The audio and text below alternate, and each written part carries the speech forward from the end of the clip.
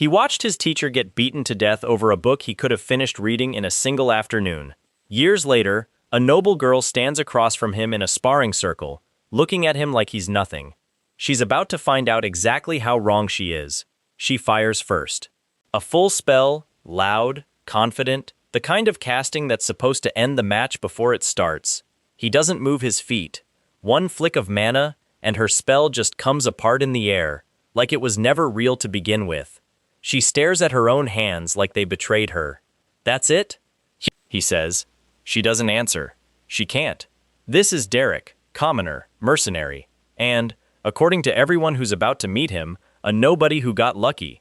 They're all wrong. Let's go back to the beginning and watch every single one of them find that out the hard way. Ebelstein, years earlier. A scrawny kid trails behind a broken-down old man through a cramped little hut, begging to be taught magic. The old man laughs in his face, then teaches him anyway. This old geezer is a 1-star mage, bottom of the ladder. 6 stars is the ceiling, and he never got past the first rung in his entire life. But he knows things. How to feel mana before you can cast it, how to read a fight before the first spell even leaves someone's hand. It isn't much. It's everything Derek has. Night after night, the old man drills him on sensing mana, on footwork, on watching an opponent's hands instead of their mouth. No noble tutor, no academy, no fancy spellbook. Just a broken-down old teacher and a kid who won't quit asking questions. Then one night the old man doesn't come home. Derek finds out from a crowd gathered around a body in the street. His teacher snuck into a noble archive to steal a spellbook, the kind of book commoners aren't allowed to so much as touch, let alone own.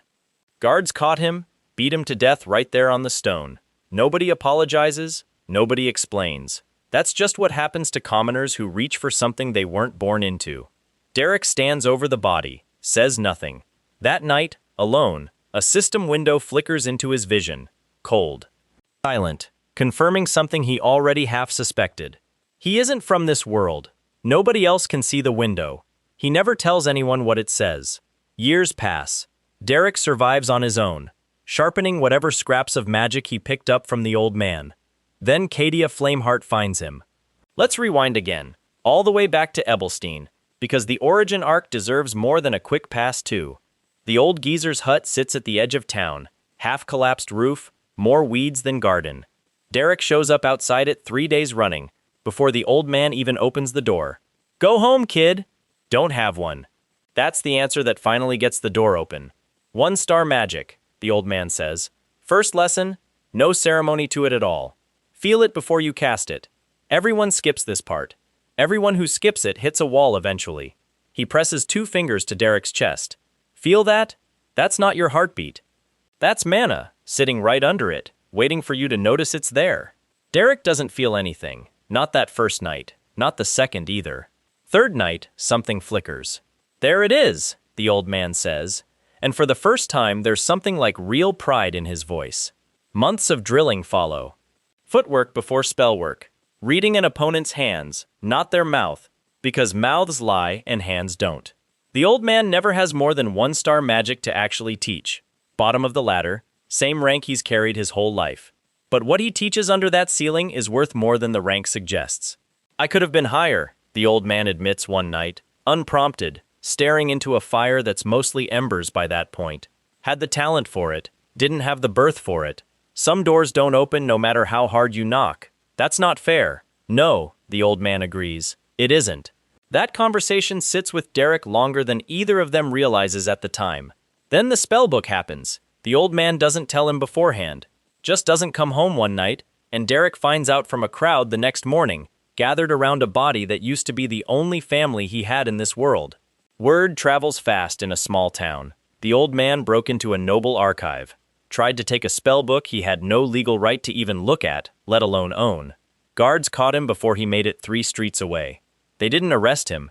They didn't need a trial. Nobody in that crowd says his name. Nobody explains why a 1-star mage in his 60s needed a spellbook badly enough to die for it. Derek finds out much later, piecing it together on his own, that the book wasn't even for the old man. It was for him. One last lesson, delivered the only way a commoner without money or standing could actually deliver it. The system window appears that same night, cold text, hovering in his vision, confirming something about origin, about a world that isn't his. He doesn't understand half of what it tells him. He understands enough. He never speaks a word of it to anyone, not even Kadia, years later, when she's earned more trust from him than almost anyone else alive. Kadia finds him not long after, watching him spar against 3 older boys at once behind the mercenary guild hall, and win 2 out of 3 matches with nothing but the old man's 1-star fundamentals, stretched about as far as fundamentals can stretch. Who taught you that footwork? Nobody important? Wrong answer, Kadia says. Try again. She takes him on properly after that. Real spell work this time. Structured casting. The kind of technique commoners almost never get access to. Etiquette lessons, too, which he resists at first, convinced none of it will ever matter to someone who'll never set foot in a noble hall. You'll set foot in plenty of noble halls, Kadia tells him. Better to walk in knowing which fork to use than to hand them a reason to dismiss you before you open your mouth. She's not wrong. It just takes years for him to admit it. The 2-star spell happens by accident, mid-drill, muscle memory outrunning conscious thought. Kadia watches it happen and doesn't look surprised at all. Just nods, slow, like a prediction finally landing. Commoners cap at 3-star, she tells him afterward. Under normal circumstances. You're not normal circumstances. Is that good or bad? Depends whether you keep hiding it or not. She leaves for her own tutoring contract not long after, a noble house that can actually afford what her skill is worth. The spellbook she hands him on her way out sits unopened in his pack for months before he finally cracks it. The same stubborn instinct that kept him hiding his real strength for years, refusing to let go easily even then. 3-star mage, sharp tongue, more patient than she looks. She takes one look at how he moves and decides he's worth her time. She teaches him real spell work, proper casting, noble etiquette, the unspoken rules that are supposed to be locked away from anyone born without a title. Knowledge that isn't meant for someone like him. He learns fast. Too fast.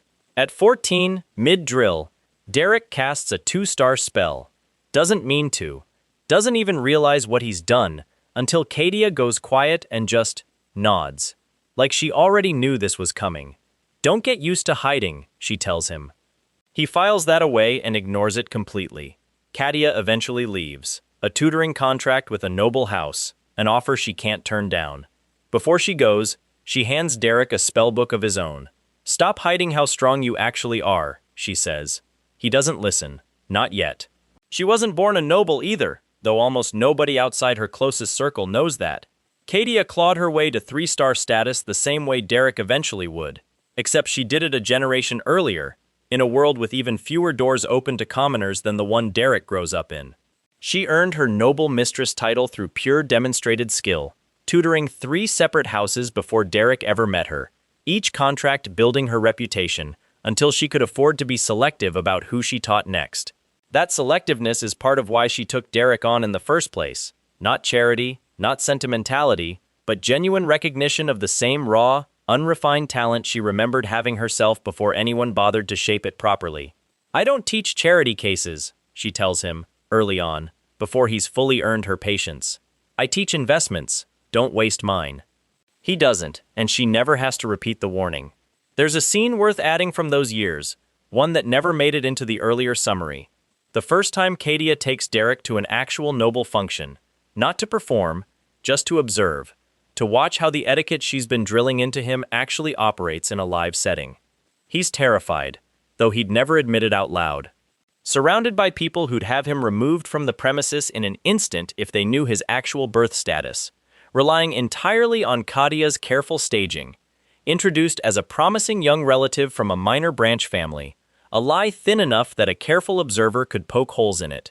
But nobody at that particular function is looking closely enough to bother. Don't speak unless spoken to, Kadia reminds him, one final time, right before they enter. And when you are spoken to, speak like someone who's never once doubted he belongs in the room. I don't belong in the room. Doesn't matter. Neither did I, once. You fake it long enough, eventually the faking stops being necessary. The evening goes off without incident, mostly because Derek follows her instructions to the letter, silent and watchful, absorbing every detail of how nobles actually move through a room full of other nobles. Who speaks first, who defers, how status gets signaled without anyone ever saying a word about it directly. It's this scene, more than any actual spellwork lesson, that ends up mattering most once Derek starts navigating noble houses on his own years later. Every conversation with Duke Duplain, every tense exchange with the Count of Belmere, every careful verbal sparring match with Grand Duke Veltus, all of it traces back to one terrified evening standing quietly at Cadia's side, absorbing lessons that had nothing to do with magic at all. She leaves not long after that, the tutoring contract with the Veltus branch family finally coming through after months of negotiation on her end. Their parting scene deserves more weight than it got in the earlier summary too. "You could come with me," she offers, unprompted, the night before she leaves. "I could use an assistant. You could use the exposure. I'd just be your shadow. For a while, not forever." He turns her down, and it's one of the harder decisions in his early life, watching the person who taught him almost everything he knows walk away toward an opportunity he could have shared if he'd just said yes.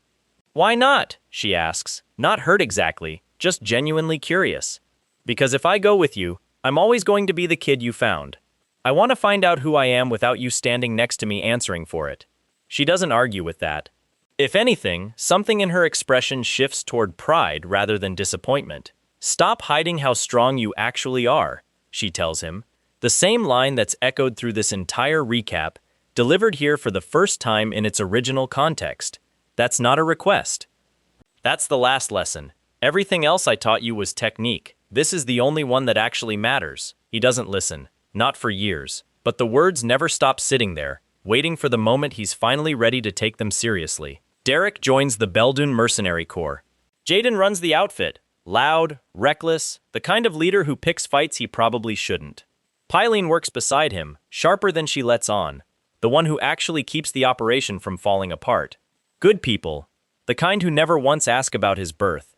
Jaden built the Beldun Mercenary Corps up from nothing, starting with 3 people and a rented storeroom that barely qualified as a guild hall, growing it over several years into an outfit respected enough that noble houses come to them directly instead of posting open contracts. He runs it loud, runs it reckless, picks fights with bigger outfits over territory disputes more often than any sane business owner should. He's also the first person in Ebelstein who ever hired Derek without asking a single question about where he learned to fight like that. "Can you swing a blade or can't you?" is the entirety of Jaden's interview process, the day Derek first walks into the guild hall looking for work. "I can? Good enough. Pays garbage first month, better after. Don't die, and don't steal from the Corps. Everything else? Figure out as you go." That's the whole hiring conversation. It's also, in its own blunt way, the first time in Derek's life someone in a position of authority judged him purely on capability rather than birth.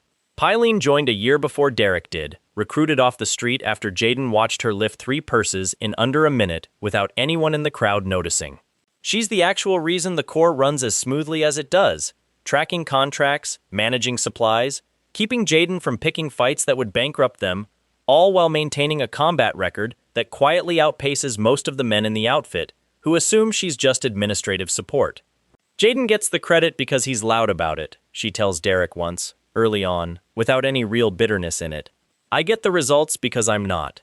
The 3 of them settle into something like a family unit over the following months. Not spoken about directly, never sentimental about it, but present in the small details. Jaden always saves Derek a seat at the tavern without being asked. Pyleen's the one who notices first when something's bothering him, usually before he's fully aware of it himself. It's Pyleen who first clocks that something's changed in him after the Duplain contract ends. "You're different," she says, watching him across a table one evening, several weeks after he's returned to Ebelstein. "Different how? Quieter? Like you're carrying something you didn't have before." He doesn't tell her about the system window, or the old man's death, or any of the things buried deepest under everything else. But he doesn't deny it either. "Yeah," he says. "Something like that." She doesn't push further, just refills his drink and lets the silence do the rest, the same way she always has. There's a character who got skipped over almost entirely in the rush toward the forest breakthrough. Aline, the elder Duplain sister, the one who actually recruits Derek for the tutoring job in the first place, before he ever meets Della or the rest of the household. She's nothing like her younger sister. Warm where Della is defensive, patient where the rest of the family runs either overprotective or cold. She's the one who tracks Derek down through the mercenary guild hall after hearing whispers about a commoner mercenary with unusual skill. the one who makes the actual pitch before Duke Duplain ever gets formally involved. My sister needs someone who won't back down from her, Aline tells him, over a modest lunch she insists on paying for despite his objections. Everyone else either indulges her or gives up. I need someone who'll do neither. Why me specifically? Because I watched you disarm 3 men twice your size without breaking a sweat 2 weeks ago, and none of them were even trying that hard to hide how surprised they were. He takes the contract mostly because the pay is absurd for a goblin job, at least on paper. He doesn't find out about the real assignment until he's already committed. Aline stays involved throughout his time at the estate, a steady presence in the background of the more dramatic confrontations.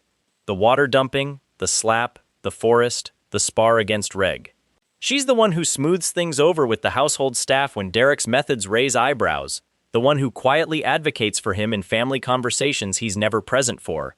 She's also the first person to notice, weeks before anyone else does, that Della's started painting again. She hasn't touched a canvas in over a year, Aline tells Derek, careful, like she's not sure whether to be worried or hopeful. What did you do? Nothing. Just stop telling her not to. Aline doesn't fully understand what that means at the time. She understands it completely by the time the ice barrier flickers to life in the forest weeks later. By the time Derek leaves the estate, Aline's the one who writes him a letter of her own, separate from her father's formal gratitude, separate from Della's tears at the gate. Thank you for seeing what the rest of us couldn't, it reads, simple. No elaborate noble phrasing attached to it at all. She deserved that a long time before you showed up. I'm just glad someone finally gave it to her.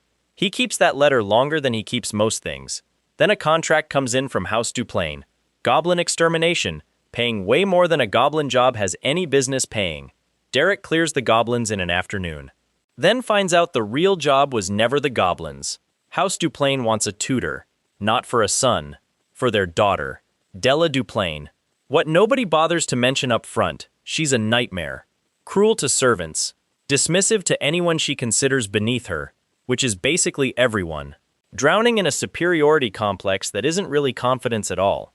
It's fear wearing a crown, and nobody in that house has figured that out yet. Her brothers are already arguing about what to do with her. Valerian, the eldest, is overprotective, emotional, wants to keep her close no matter what. Reg is colder about it, more pragmatic. He's floated sending her to a convent and calling it done. Derek walks into the middle of that argument completely unbothered. Della dumps a full pitcher of water on his head within the hour of meeting him. This is where most tutors would storm out. Every tutor before him did exactly that, or got dismissed for incompetence, which really just meant they couldn't control her.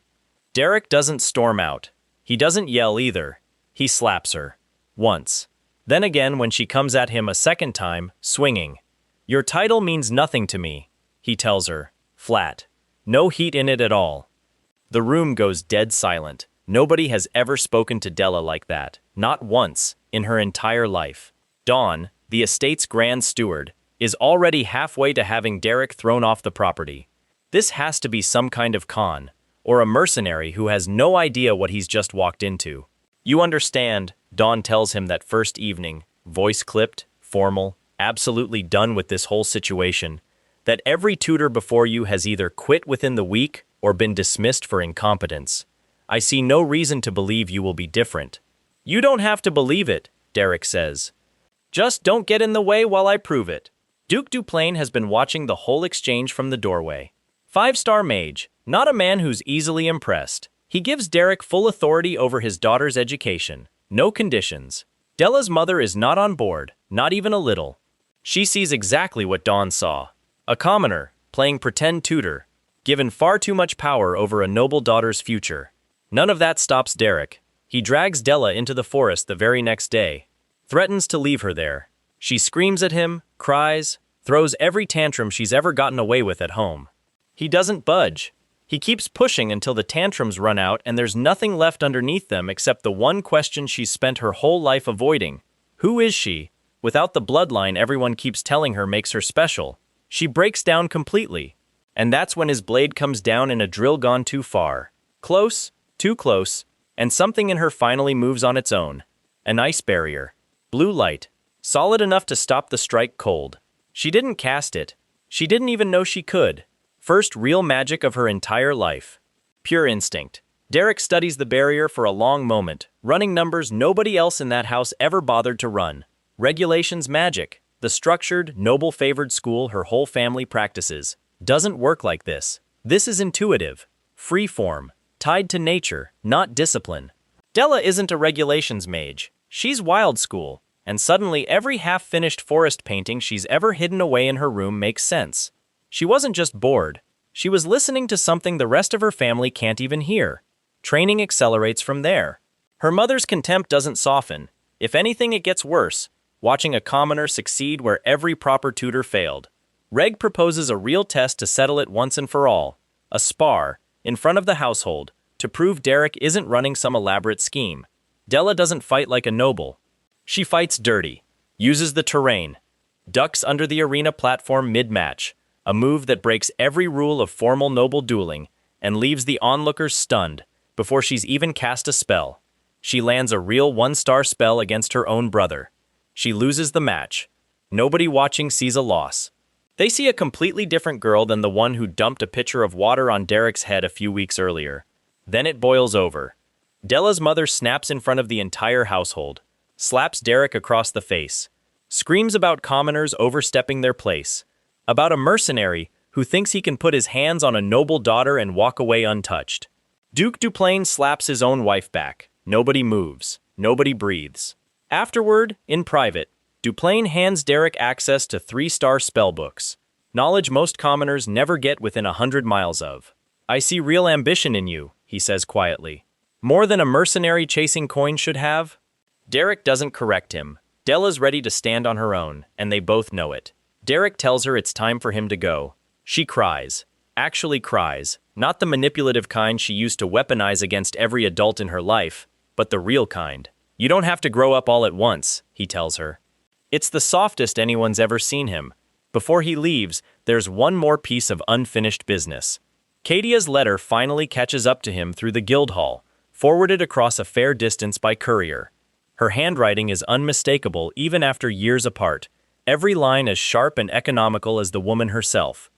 He reads it alone that night, candlelight throwing shadows that remind him uncomfortably of the old man's hut. "She's heard rumors," she writes, "of a commoner tutor somewhere, turning a spoiled Duplain daughter into something unrecognizable. She has a strong suspicion exactly who that tutor is. Stop hiding," the letter says. The same warning from years ago, except written down now, permanent. Impossible to pretend he misheard it. "I taught you everything I know so you could stop being afraid of what you actually are. If you're still hiding after everything I told you, then I failed you somewhere, and I'd like to know where, so I can do better with the next one." He doesn't write back right away. Sits with it for a long time, turning the same 2 words over and over. Stop hiding. Arriving from every direction now. From Kadia, and soon from someone even more dangerous than she is. When he finally does write back, weeks later, it's short. "Working on it," the letter says. For once, it's actually true. Dawn sees him off at the gate the day he finally leaves the estate. No speech, no dramatic reversal, just a properly provisioned pack, handed over without fanfare, the quiet gesture of someone who revised an opinion and doesn't feel the need to make it a whole ceremony. "You proved it," Dawn says simply. "Didn't need you to believe it," Derek says, echoing Dawn's own energy right back. "No," Dawn admits, "but it's easier to work with someone once you do." Derek heads back to Ebelstein, back to mercenary work, back to Jaden's reckless job-picking and Pyline quietly keeping the whole operation from falling apart. He thinks the Duplain job is behind him. It's not even close to being his last noble house. Now fast forward again, past Della, past the forest and the ice barrier, and the slap that finally earned her respect. There's a montage worth mentioning from those early Duplain weeks, before the breakthrough, when nothing about Della's training looked like it was working at all. Day 1, she refuses to leave her room. Derek waits outside the door for 6 hours without saying a word until she finally opens it herself just to yell at him for still being there. Day 4, she accidentally sets a training dummy on fire, aimed roughly in Derek's direction. He doesn't flinch, doesn't react at all. She looks almost disappointed that it didn't land. Day 9, her mother interrupts a lesson to inform Derek, in front of Della, that hiring him was clearly a mistake the Duke will come to regret. "Noted," Derek says, and keeps teaching. Day 14, Della shows up to the lesson on time for the first time. Doesn't explain why. Derek doesn't ask. Day 20, the forest. That's where the montage ends and the real story starts. The water-dumping brat from week 1, already a completely different person, by the time her ice barrier flickers to life under Derek's blade. There's a stretch of Della's training that got compressed earlier that deserves its own proper walkthrough. The weeks between the forest breakthrough and the spar against Reg, because that's where the actual technique building happens, not just the emotional turning point. Day 1 after the forest, Della can't reproduce the ice barrier on command. Not even close. She stands in the practice yard for an hour, staring at her own palms, waiting for the same instinct that saved her from Derek's blade to show up again on cue. Nothing happens. It's not going to work like that, Derek tells her. Then how does it work? You weren't thinking last time. You were surviving. Different part of you does the casting. That's not helpful. Wasn't supposed to be helpful. Just true. Day 3. Derek starts drilling her on wild school theory instead of forcing the barrier directly.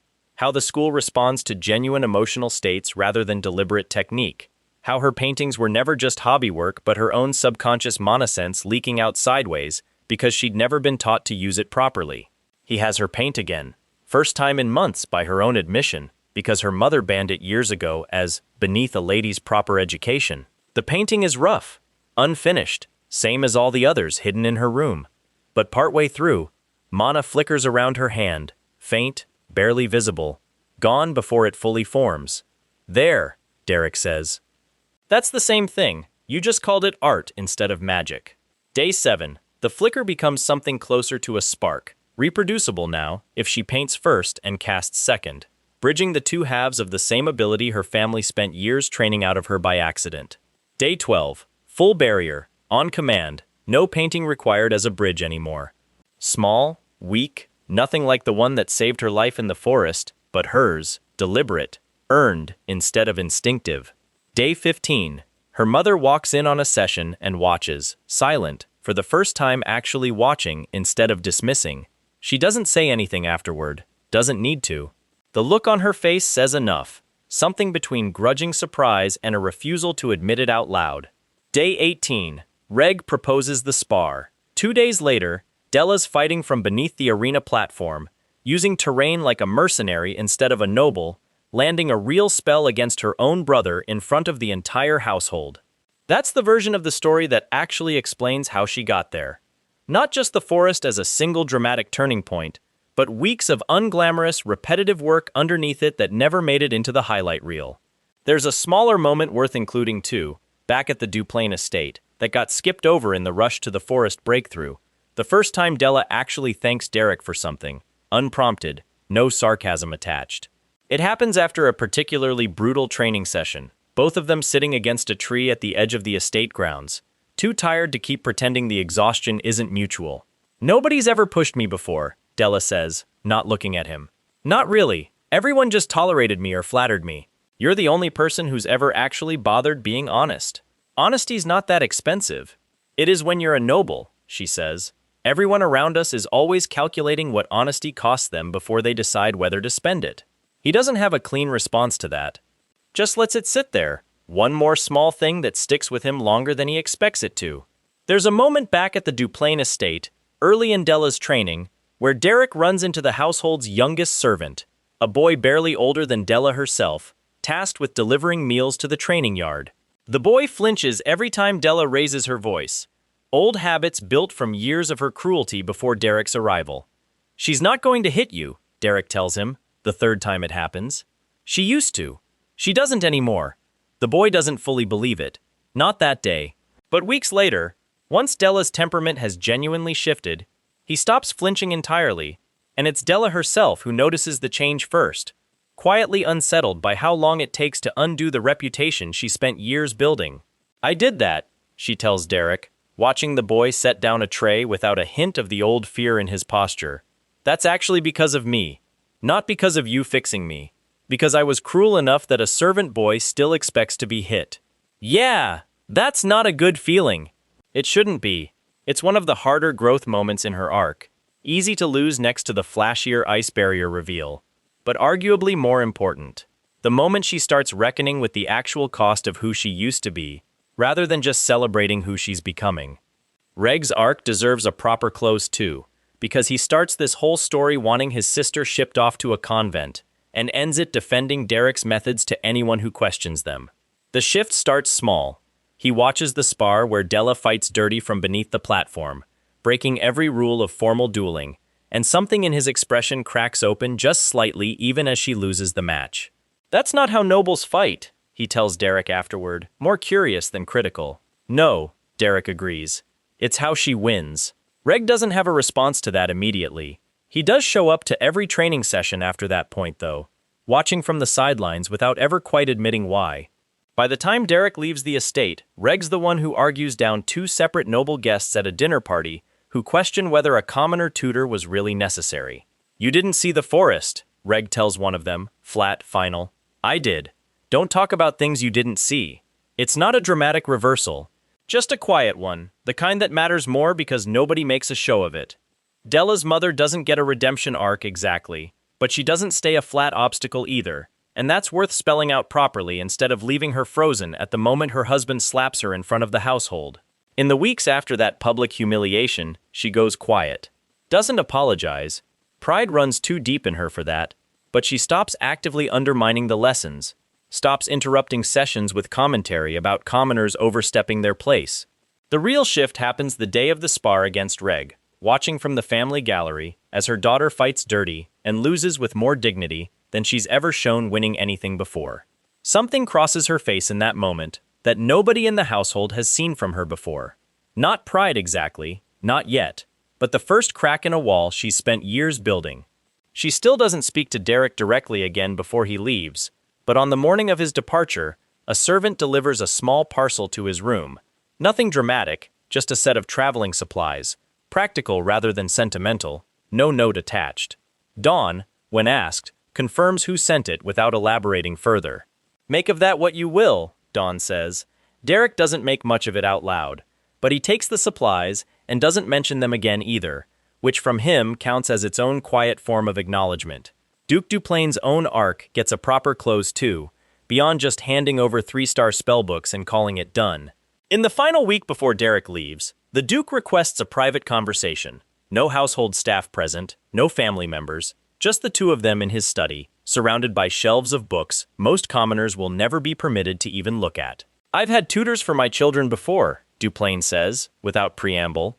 "Expensive ones, academy-trained, noble-born, every credential a man could want on paper. None of them did what you did in 4 months." "Wasn't about credentials." "No," Duplain agrees. "It wasn't.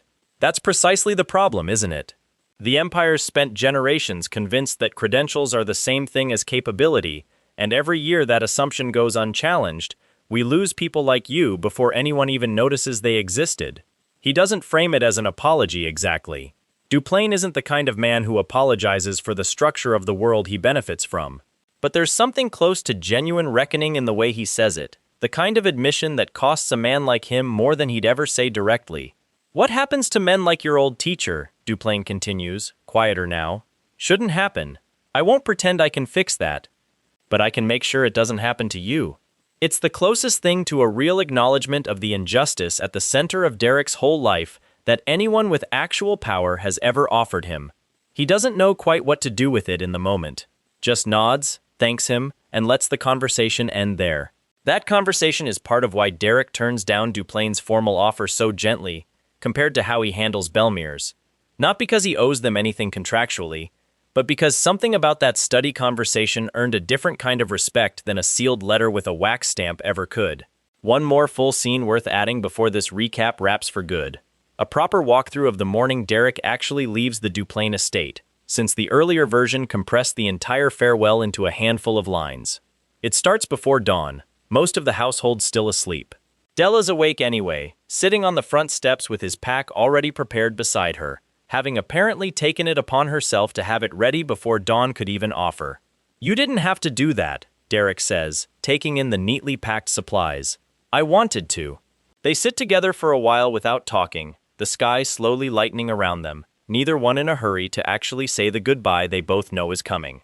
"What happens now?" Della asks eventually. "You keep training. Reg can spar with you a few times a week if you ask him properly. Your paintings, keep doing those too. Don't let anyone tell you that's not real practice." "I meant what happens to you," He doesn't have a clean answer for that, not yet, months before the recruitment war even properly starts. Don't know yet, guess I'll find out. That's not very reassuring. Wasn't supposed to be, just honest. She almost laughs at that. The echo of his own teaching method turned back on him. Valerian comes out next, quieter than usual, offering a firm handshake and a short, sincere thank you that carries more weight than his earlier suspicion ever suggested he'd be capable of. Reg follows, offering something closer to a nod of genuine respect than any of the grudging acknowledgments from earlier in the training. "You're a true mage," Reg tells him, echoing the same phrase he'd resisted using for months. "Whatever anyone else says about where you came from." Aline arrives last, the letter already written and sealed, pressed into his hands with both of hers wrapped around it. "Don't read it now," she says. "Read it on the road, when you've got some distance." Duke Duplain doesn't come out to the steps at all. His farewell already delivered in that private study conversation days earlier, apparently satisfied that nothing more needs to be said in front of an audience. Della's mother doesn't appear either, though the supplies Dawn confirms she sent are already tucked into the pack Della prepared. Dawn's the one who walks him all the way to the gate, the exchange about proving himself already covered in the earlier summary, but worth noting here that it's the longest conversation the two of them have ever had. 4 months of careful, formal distance finally cracking into something like genuine warmth in the final few minutes before he actually leaves. Della cries at the very end, finally, the tears she's been holding back through the whole quiet morning breaking loose the moment he actually turns to walk through the gate. "You don't have to grow up all at once," he tells her one last time, the softest anyone's seen him this entire recap. "I know, doesn't make it easier." It's not supposed to be easier, just possible. He walks through the gate without looking back, mostly because he knows if he looks back, he won't actually leave. And Della needs him to leave now, needs to prove to herself she can stand on her own, without him standing right beside her doing it for her. She watches until he's fully out of sight, then goes back inside and starts painting, first thing, before breakfast, before anyone else in the household is even properly awake. The same instinct Derek spent weeks trying to unlock in her, now fully hers, no longer requiring him standing there to access it. That's the actual ending of the Della arc, laid out in full for the first time. Not just the training breakthrough or the family drama resolving, but the quiet, unglamorous morning where a mercenary who never asked for any of this walked away from the first person he ever really taught, trusting her enough to let her go without him. It's the same trust every mentor in this story eventually has to extend, one way or another. Katia extended it to him, all those years earlier, watching him walk away from her offer to bring him along as an assistant. Now he's extending it to Della, watching her walk back inside to paint on her own terms, no longer needing him to hold the door open for her. The cycle keeps turning, one relationship at a time, exactly the way it's supposed to. There's a stretch of downtime between the Della arc ending and the Alente contract starting that got compressed into a single sentence earlier. He thinks the Duplain job is behind him. That's worth expanding, because it's where Derek's reputation actually starts spreading beyond the Duplain household for the first time. It starts small. A courier from a minor merchant house, unrelated to any of the noble families in this story, offering a short-term contract to tutor a promising but undisciplined nephew. Derek turns it down, not out of principle, just genuine disinterest, still recovering from the intensity of the Duplain months. Then a second inquiry, then a third. By the third week back at the Guildhall, Jaden's fielding more tutoring inquiries on Derek's behalf than actual mercenary contracts, most of which Derek turns down without much consideration. "You're sitting on a gold mine and just letting it collect dust," Jaden tells him, more amused than annoyed. "Not interested in becoming a full-time tutor for hire. Could have fooled me, given how well the last one went." It's during this stretch that word specifically reaches House Belmere, not through any deliberate effort on Derek's part, but through overlapping social circles. A minor noble at a gathering mentioning offhand that House Duplain's youngest daughter has become unrecognizable under a commoner tutor's guidance. That comment eventually makes its way to Alente, already desperate for any edge against Iselin, already primed to chase down whoever's responsible for that kind of transformation. Her initial contact with Derek isn't nearly as smooth as the compressed version suggests either. She sends 3 separate letters before he agrees to even meet with her, each one more insistent than the last, the final one arriving with a modest payment attached specifically to guarantee at least one conversation. "You could have just asked nicely the first time," Derek tells her, at their first actual meeting. I did ask nicely the first time. You offered payment before you offered a reason. That usually works. Not with me. She adjusts her approach after that, the fourth letter. Technically the first real conversation, given the first three were mostly logistics. Actually explaining why she wants his help, rather than just what she's willing to pay for it. That's the version of the pitch that finally lands. The same honesty test he ends up running on most people who approach him throughout this whole recap. This downtime stretch is also where Derek reconnects briefly with an old contact from his early mercenary days. A healer named Arena who patched him up more than once during his rougher early contracts. Back before Kadia's training made him considerably harder to actually land a hit on. You look taller, Arena tells him. Only half joking. The first time she sees him since the Duplain contract wrapped. I'm not taller. You carry yourself taller. Same thing, from where I'm standing. It's a small scene, easy to miss, but it's one of the only moments in this entire stretch where someone who knew Derek before any of his major arcs gets to comment on how much he's visibly changed. Not through magic, not through combat prowess specifically, but through the simple accumulated weight of proving himself right, over and over, in rooms that assumed he couldn't. A new contract pulls Derek toward House Belmere. The job, spar and evaluate a noble girl named Alente Belmere, who's obsessed with beating her rival, Iseline Veltus. Obsessed isn't even strong enough. Alente's lost to Iseline 3 years running, every single time. Derek spars her first, no promises made yet, just testing what she's actually got underneath the noble polish. The fight ends in a draw against a supposedly washed-up mercenary nobody's ever heard of. Alente's stunned. This isn't supposed to be possible. She begs him to train her. He doesn't say yes right away. Makes sure first that this isn't just another noble chasing a prize, another Della dumping water on his head for sport. Once he's satisfied she actually means it, he agrees. Master Corwin doesn't agree with any of it. Alente's old formal tutor, a stiff, traditionally trained regulations mage who spent years drilling proper technique into her, with limited results and even less patience, catches wind of Derek's methods midway through training and shows up specifically to object. You're undoing years of proper foundation, Corwin tells him, watching Alente run a drill that looks nothing like the disciplined casting he spent years hammering into her. This is brawling. This is beneath her station. Her station hasn't won her a single match against Iseline Veltus in 3 years, Derek says. I'm not interested in what's beneath her station. I'm interested in what wins. Corwin storms off muttering about mercenaries with no respect for tradition. Training breaks Alente down before it builds her back up. Somewhere in the middle of all that pain, she finally says out loud what she's been avoiding for years. She doesn't hate Iseline, she hates herself for never being enough. Derek takes her, Jaden and Pyline into the nameless labyrinth. Real stakes, real monsters, no safety net. Alente kills a goblin on her own for the first time in her life. Something shifts in her the moment the thing drops. The Count of Belmere, her father, watches all of this unfold with a lot more interest than Alente probably wants. He's thrilled by the change in his daughter, genuinely proud in a way that seems to catch even her off guard.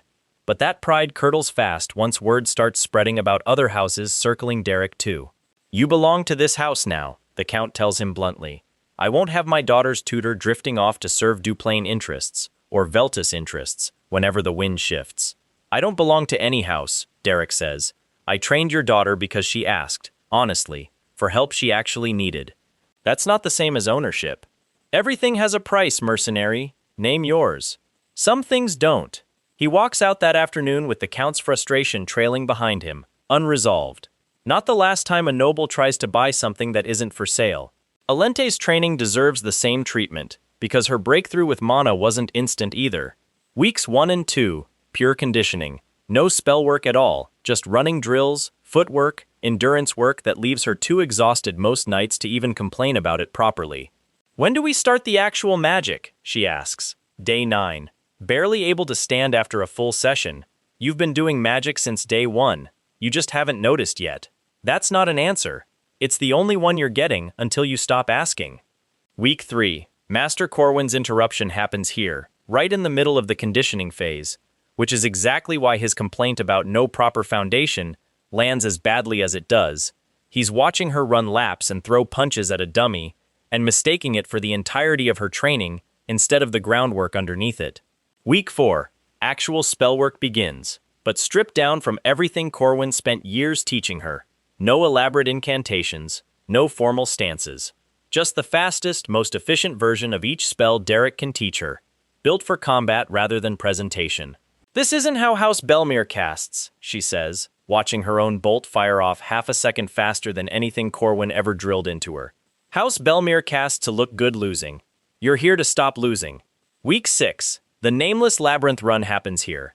The goblin kill that shifts something permanent in her. Week 8. The duel. Laid out properly like that, the 6 weeks between obsessed noble girl who's lost 3 years running and girl who has a genuine shot at beating a mana-aligned prodigy and chooses to walk away from the win instead, stop looking like a miracle and start looking like what it actually was. A lot of unglamorous repetition, compressed into a story that only shows the highlights. Let's rewind for a second, back to the nameless labyrinth, because that dungeon run deserves more than a passing mention. Derek leads the group in first. Alente behind him, tense, gripping her staff too tight. Jaden next, loud as always, already complaining about the smell. Pylene last, quiet, watching every shadow the way she always does. The first corridor is empty. Too empty. "Don't relax," Derek says. "Empty means something's watching, not that nothing's here." 10 steps later, something's here. A goblin drops from a ledge overhead. Claws first. Jaden's blade comes up on reflex, catches the goblin mid-fall, throws it sideways into a wall. It hits, shakes off the impact, snarls. Alente freezes. "Move!" Derek says, sharp, no patience in it at all. She moves. Barely. A weak bolt of ice clips the goblin's shoulder. Not enough to stop it. The goblin lunges at her. Pylene's dagger catches it across the throat before it closes the distance. Clean. Efficient. The kind of kill that took her years to make look this easy. Alente stares at the body. "That could have been me finishing that," she says. Quiet. More to herself than anyone else. "So finish the next one," Derek says. They push deeper. 2 more goblins in the second chamber, working together this time, flanking from opposite sides. Jaden takes the left. Derek takes the right, without even really trying. 1 flick of mana, and the second goblin just stops moving entirely. Third chamber. A pack of 4. This time Derek doesn't step in. Alente's cornered fast, back against stone. 3 goblins circling while the 4th flanks wide. Old Alente freezes here. Everyone in that chamber can feel the moment where she almost does exactly that again. She doesn't. Ice erupts from her staff, low and fast, sweeping the legs out from under 2 of them at once. The 3rd lunges through the gap and she pivots, drives her staff hard into its skull, drops it in one motion. The 4th goblin breaks off, runs. She doesn't let it. A bolt catches it mid-stride. It goes down and doesn't get back up. Silence in the chamber. Just breathing. "First one you did on your own," Derek says. Alente looks down at her own hands. Same way that noble girl did in the opening duel. Except this time, it isn't shock at losing. It's something closer to recognizing herself for the first time. "I did that," she says. "You did." Jaden whistles, low and impressed. Pylene just nods once, which from Pylene is basically a standing ovation. They press deeper still, further than the contract technically required, because Derek wants her tested past the point of comfort. A pair of crawling shadow beasts ambush them near the lower chamber, faster than goblins, harder to track, built for exactly the kind of ambush they pull off. One latches onto Jaden's arm before he can shake it loose. Derek's already moving. One spell, precise, surgical. The creature goes rigid and drops off Jaden's arm in a single motion, dead before it hits the ground. "Show off," Jaden mutters, flexing the arm to check for damage. "You're welcome." The second shadow beast retreats into the dark rather than risk the same fate. Nobody chases it. Some fights aren't worth finishing. By the time they surface, Alente's a different person than the one who walked in. Not because of anything Derek said, because of what she actually did with her own hands, under real pressure, with nobody there to save her except the training she almost didn't trust yet. That's the version of her that walks into the duel arena against Isleen weeks later. There's a smaller scene worth adding from the nameless labyrinth run too. A quiet moment between Jaden and Alente, away from Derek's supervision, while they're resting between chambers. "He do this to you too?" Alente asks, gesturing vaguely at the exhaustion, the bruises, the general brutality of Derek's training methods. "Or is it just noble clients who get the special treatment?" "Everybody gets it," Jaden says. Difference is, I signed up for mercenary work knowing it'd be brutal. You signed up thinking it'd be lessons. Would have helped to know the difference beforehand. Would've. Wouldn't have changed anything, though. Look at you now. She doesn't have a comeback for that. Mostly because he's right, and they both know it. Back at the guild hall, there's a running bit worth mentioning involving the bird Denise sent. Genius, as Jaden insists on calling it, that pays off unexpectedly during the recruitment war's later stretch. The bird, trained or not, has developed an uncanny habit of going quiet and still whenever Denise is about to arrive, then squawking loudly the moment she actually walks through the door. Functioning as an unintentional early warning system, the entire guild hall eventually starts relying on. That bird's smarter than half the mercenaries in this building, piling notes more than once. Low bar, Jaden admits.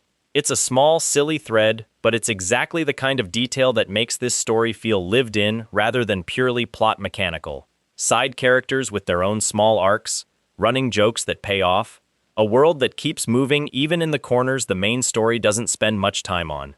There's a monster encounter worth adding too, back in the Nameless Labyrinth, that got compressed earlier alongside the Wraith, a mid-tier beast called a bramblehound, native to that section of the dungeon, fast, pack hunting, covered in thorned fur that makes melee engagement a genuinely bad idea for anyone without the right technique. 3 of them corner the group in a narrow passage on the way back up, after the Wraith encounter, tired from a full day underground and less prepared than they'd like to be. Pyleen goes first, using the terrain instead of brute force, luring the lead hound into a narrow gap where its pack can't flank properly. Jaden takes the second head-on thorned fur be damned, taking a few cuts across his forearm that he doesn't seem to notice until well after the fight ends. The third breaks toward Alente. This is the moment that actually seals her transformation more than the goblin kill does, if you look closely enough. Not a clean fight in a controlled chamber, but a genuine ambush. Exhausted, cornered, no time to think it through. She doesn't freeze. Ice erupts low and fast, same technique from the goblin pack, muscle memory doing what conscious thought doesn't have time for. The hound goes down hard, skidding into the passage wall. Confirmed, Derek says afterward, checking Jaden's arm for anything serious. That wasn't luck twice in a row. Feels different than luck, Alente admits, still catching her breath. It should. They surface not long after, the labyrinth behind them for now, though Derek quietly notes it as a place worth returning to eventually. There's more down there than a single dungeon run through a fraction of its depth could possibly account for, and the Wraith's warning still sits unresolved somewhere in the back of his mind. Back to the Nameless Labyrinth briefly, because there's one more encounter worth mentioning from that dungeon run. A chamber deeper than the others, past the goblins and the shadow beasts, where the group runs into something considerably worse. A bound Wraith. Old magic, the kind that predates most of the Empire's current noble houses, chained to that chamber by rituals nobody currently alive fully understands anymore. It doesn't attack outright, just watches, cold light where eyes should be, voice like wind through a cracked door. Turn back, it says, to nobody in particular. This road doesn't end where you think it does. Jaden wants to push forward anyway, always the first to volunteer for something reckless. Derek stops him. Not our fight, he says. Not today. They retreat instead, the Wraith's voice trailing after them the whole way back up, repeating the same warning like it's the only sentence it remembers how to say anymore. Nobody brings it up again after they surface, but Derek thinks about it more than he admits to anyone, especially once Dress starts talking about prophecy and fate weeks later. Some doors, apparently, are better left closed until you're actually ready for what's behind them. Then the duel arrives. Iseline hits something called mana alignment mid-match. Rare, overwhelming.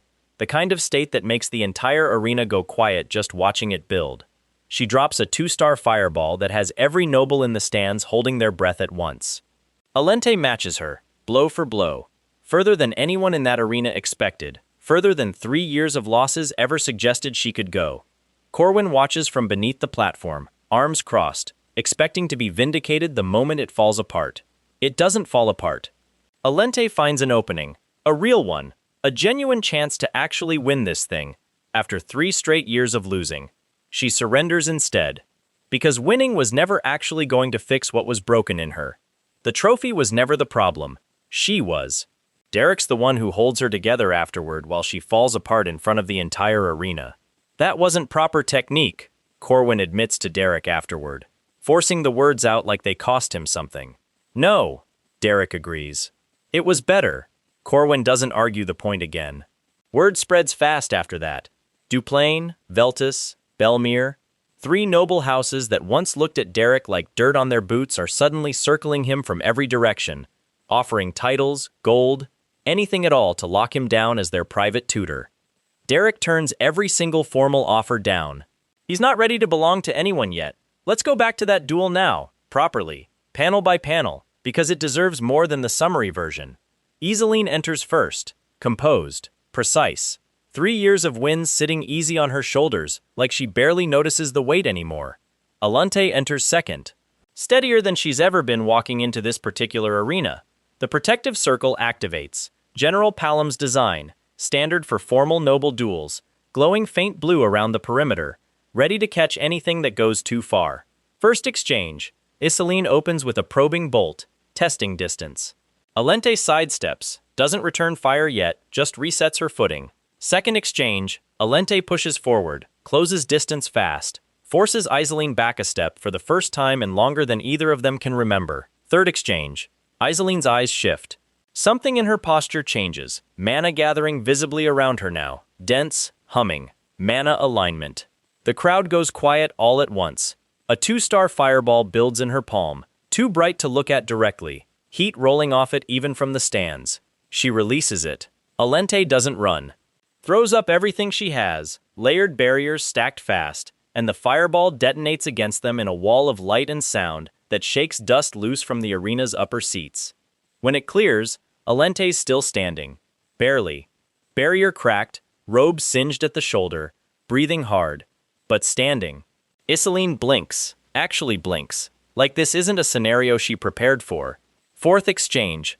Alente closes the gap while Iseline's still recalibrating.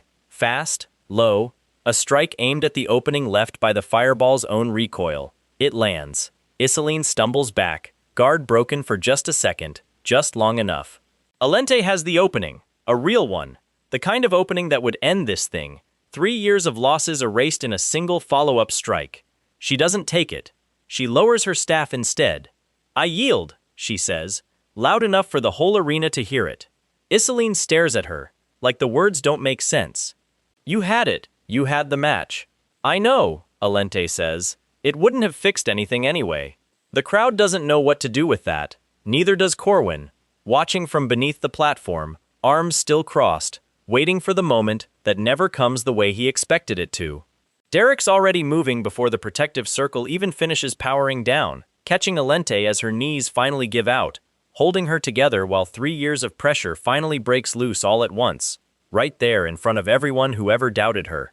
Iseline deserves more screen time too, because she's not the arrogant rival everyone assumes she is going into that duel.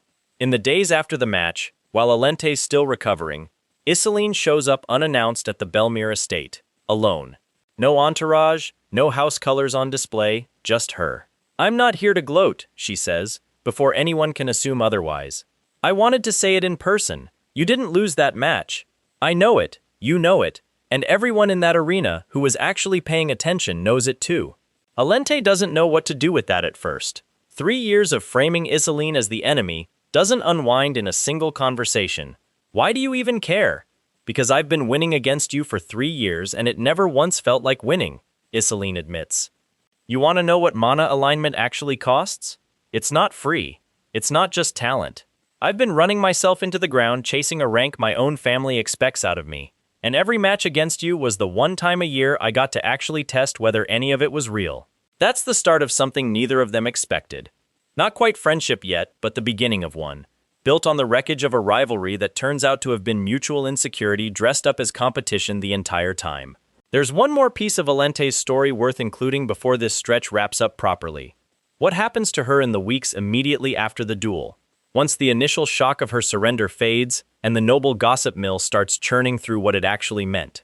Some of it isn't kind. There are noble circles that read her surrender as weakness dressed up as nobility, whispers at social functions about a girl who choked when the moment actually mattered, no matter how composed she looked walking away from it. It gets back to her eventually, the way gossip always does. They're calling it a loss, she tells Derek, more frustrated than hurt, weeks after the fact. Not a surrender, a loss. Like I didn't have the win sitting right there. Does it matter what they call it? It shouldn't, but it does anyway. He doesn't offer her false comfort, doesn't tell her the gossip will fade, or that none of it matters in the end. Just tells her the truth as he sees it. You know what actually happened in that arena. Iseline knows. I know. Everyone else is just filling in gaps with whatever story makes them feel better about their own choices. Not your job to manage that. It takes her longer than he'd like to actually believe it. But by the time the recruitment war starts heating up around Derek, drawing attention away from the aftermath of her own duel, she's mostly made peace with the noise, secure enough in what actually happened that the gossip stops landing the way it used to. The Count of Belmere, for his part, never quite lets go of his frustration over Derek's refusal, even after everything else settles.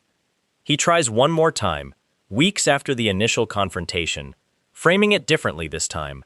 Not an ownership claim, but a genuine partnership offer, terms considerably more generous than his first attempt.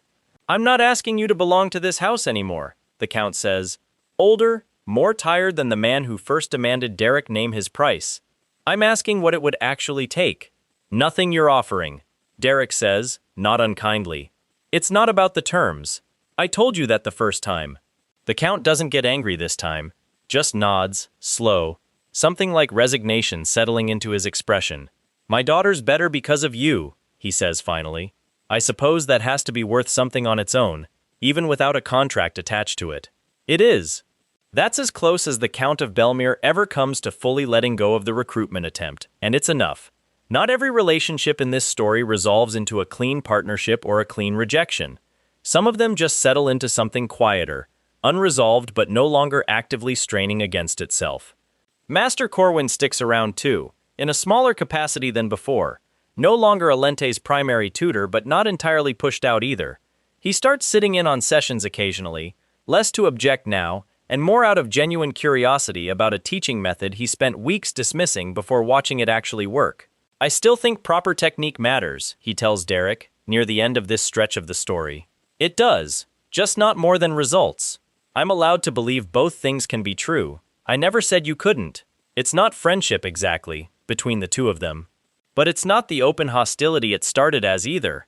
One more small relationship in this sprawling web of noble houses and mercenaries and prodigies that's shifted, quietly, over the course of a single season.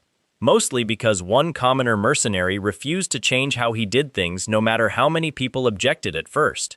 There's a full scene worth adding for Alente's own farewell moment too, though hers looks completely different from Della's, because their training relationship never actually ends the way Della's does.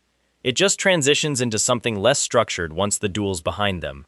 The morning after the duel, once the arena's cleared out and the noble gossip's already starting to churn, Alente finds Derek near the training grounds. Still healing from the fight, but steady on her feet. So what happens now? She asks, echoing almost exactly the question Della asks him weeks later, though neither of them knows that at the time. Depends what you want. I'm not contracted to keep training you. That job ended the moment you stepped into that arena. And if I want you to keep training me anyway, then we figure out terms that aren't about beating Iseline anymore. Because that's not what this needs to be about going forward. She considers that for a long moment. What should it be about then? Whatever you actually want it to be about. Not obligation, not proving something to a rival, just you, deciding what you want to get better at because you want it. It's a harder question than the duel itself turned out to be, in some ways. Alente spent 3 years defining her entire relationship to magic through the lens of beating one specific person, and now that the framing's gone, she's genuinely unsure what's left underneath it. I don't know yet, she admits. That's fine. Figure it out. I'll still be around. He doesn't formally leave the Belmere estate the way he leaves Duplain's. No dramatic mourning at the gate, no tearful goodbye. Their arrangement just loosens gradually over the following weeks, training sessions growing less frequent, as Alente starts genuinely exploring what she wants from her own magic, rather than what she needs to beat someone else's. The Count of Belmere, watching this loosening arrangement from the sidelines, misreads it initially as Derek quietly stepping back from the family entirely, which is part of what prompts his second, more generous recruitment attempt weeks later. I'm not stepping back, Derek clarifies. Once the Count raises the concern directly. I'm letting her lead. Different thing. Is there a difference, practically speaking? There is, if you actually care whether she's doing this for herself or for you.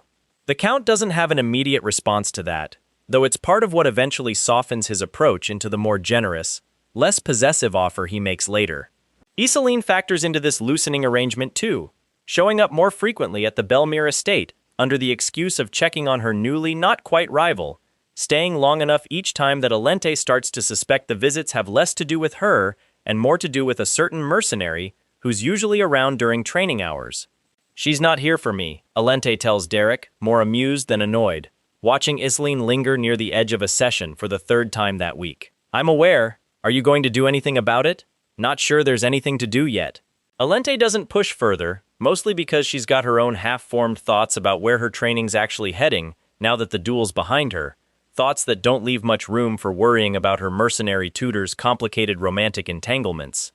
By the time the recruitment war reaches its peak, the competing formal offers, Denise's escalating campaign, the eventual dinner at the Veltus mansion, Alente's training has settled into something genuinely her own, no longer defined by anyone else's expectations, noble or otherwise. It's a quieter resolution than Della's dramatic farewell, but it fits her arc specifically. A girl who spent 3 years defining herself entirely through comparison, finally learning what it feels like to want something purely for its own sake. A stranger finds him in a cave a few weeks later. Dress Wolftail, 6-star, legendary. A name mercenaries only ever mention in whispers, usually followed by a story nobody can fully confirm. Derek doesn't recognize him at first. Just an older man sitting cross-legged near the cave entrance like he's been waiting there for hours, maybe longer. You're the one everyone's talking about, Dress says, not a question. Depends who's talking. Everyone. Dress was a commoner once too, same as Derek. Until nobles slaughtered his entire family, parents, siblings, extended relatives, an entire bloodline erased in a single night over some slight nobody bothered to remember afterward. Dress answered with enough blood that the empire itself got scared. Scared enough that they made him a noble just to have some hope of controlling him. It didn't work. Not really. It just gave him a title to go with the reputation. He starts training Derek in secret, away from any of the noble houses currently fighting over him. No fanfare, no ceremony, just brutal, focused instruction that makes Della's forest drill look gentle by comparison. Somewhere in the middle of it, Dress reveals something Derek's never heard of. Search-type magic. A whole other ladder most people never even encounter, running parallel to the star ranks everyone already knows. 1-star detects threats, 2-star tracks location, 3-star sees through disguises, 4-star sees through people, past the mask everyone wears, straight to what's underneath. 5-star reads minds, talks to the dead. 6-star sees the future. Dress is standing proof of what the top of that ladder actually looks like. Most mages spend their whole lives on the wrong ladder, Dress tells him, chasing bigger fireballs, bigger barriers, never once looking sideways. Derek asks the obvious question. Why is Dress bothering with him at all, out of every mage in the Empire? Dress doesn't answer right away. Lets the silence sit there long enough to mean something. Then he says the thing that changes everything. Valerian, Della's own brother, the overprotective one, the one who fought hardest to keep his sister out of a convent, is going to fall into necromancy. And Derek is the one fated to kill him. Derek doesn't flinch, but something in his chest goes cold anyway. Is that certain? Dress shakes his head. Not certain. Futures shift. Search-type magic at the highest level shows probability, not carved-in-stone fact. But it's close enough to matter. Close enough that Dress felt obligated to say it out loud, instead of letting Derek walk into it blind. There's more, Dress adds, like he's debating whether Derek can actually handle it. Say it. You might be destined to die too. Not certain, but close. Derek sits with that for a long moment. Doesn't ask for details, doesn't ask Dress to take it back, or soften it, or explain exactly how close is close. He just nods, once, and asks when they start training again. Dress almost smiles at that. Almost. Training continues in secret for weeks after that conversation. Dress pushes him through drills built around search-type sensing, feeling for threats before they announce themselves, tracking presence through solid walls, catching the flicker of a lie in someone's spellwork before the spell even finishes forming. Derek's fast. Faster than Dress expected. if the older man's expression is anything to go by. "You're not from here," Dress says one evening, out of nowhere, watching Derek run through a sensing drill with unnatural ease. Derek freezes mid-motion. That obvious? Only to someone who knows what to look for. Dress doesn't push further, doesn't ask questions. Derek clearly isn't ready to answer. Doesn't change anything, just explains a few things. They leave it there. One more secret sitting quietly between two people who already understand exactly how much a secret like that can cost. Let's go back one more time, because Dress Wolftail's own backstory deserves more than the two-line summary it got earlier. He wasn't always Dress Wolftail, noble title attached, just Dress, commoner, youngest of 5 siblings in a farming village nobody bothered naming on most maps. The night it happened, he wasn't even home. Out working a late contract, small-time mercenary job, nothing that should have mattered. He came back to find the whole village burned, not raided, burned, deliberately, methodically, the kind of destruction that takes planning rather than passion. A noble house had staked a claim on the land underneath the village. The villagers refused to leave. The house solved the disagreement the only way it apparently knew how. Dress found his family among the dead, all of them. Parents, 3 siblings, an infant nephew who never got the chance to grow into whatever he might have become. Something in him didn't break so much as it simply stopped being restrained.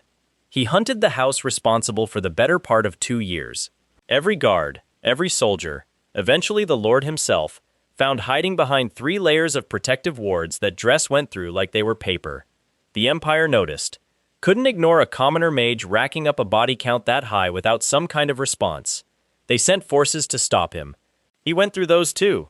Eventually, someone smarter than the rest realized killing him would just mean more dead soldiers with nothing gained, and someone even smarter than that realized the only way to actually control a weapon like Dress Wolftail was to give him something to lose again.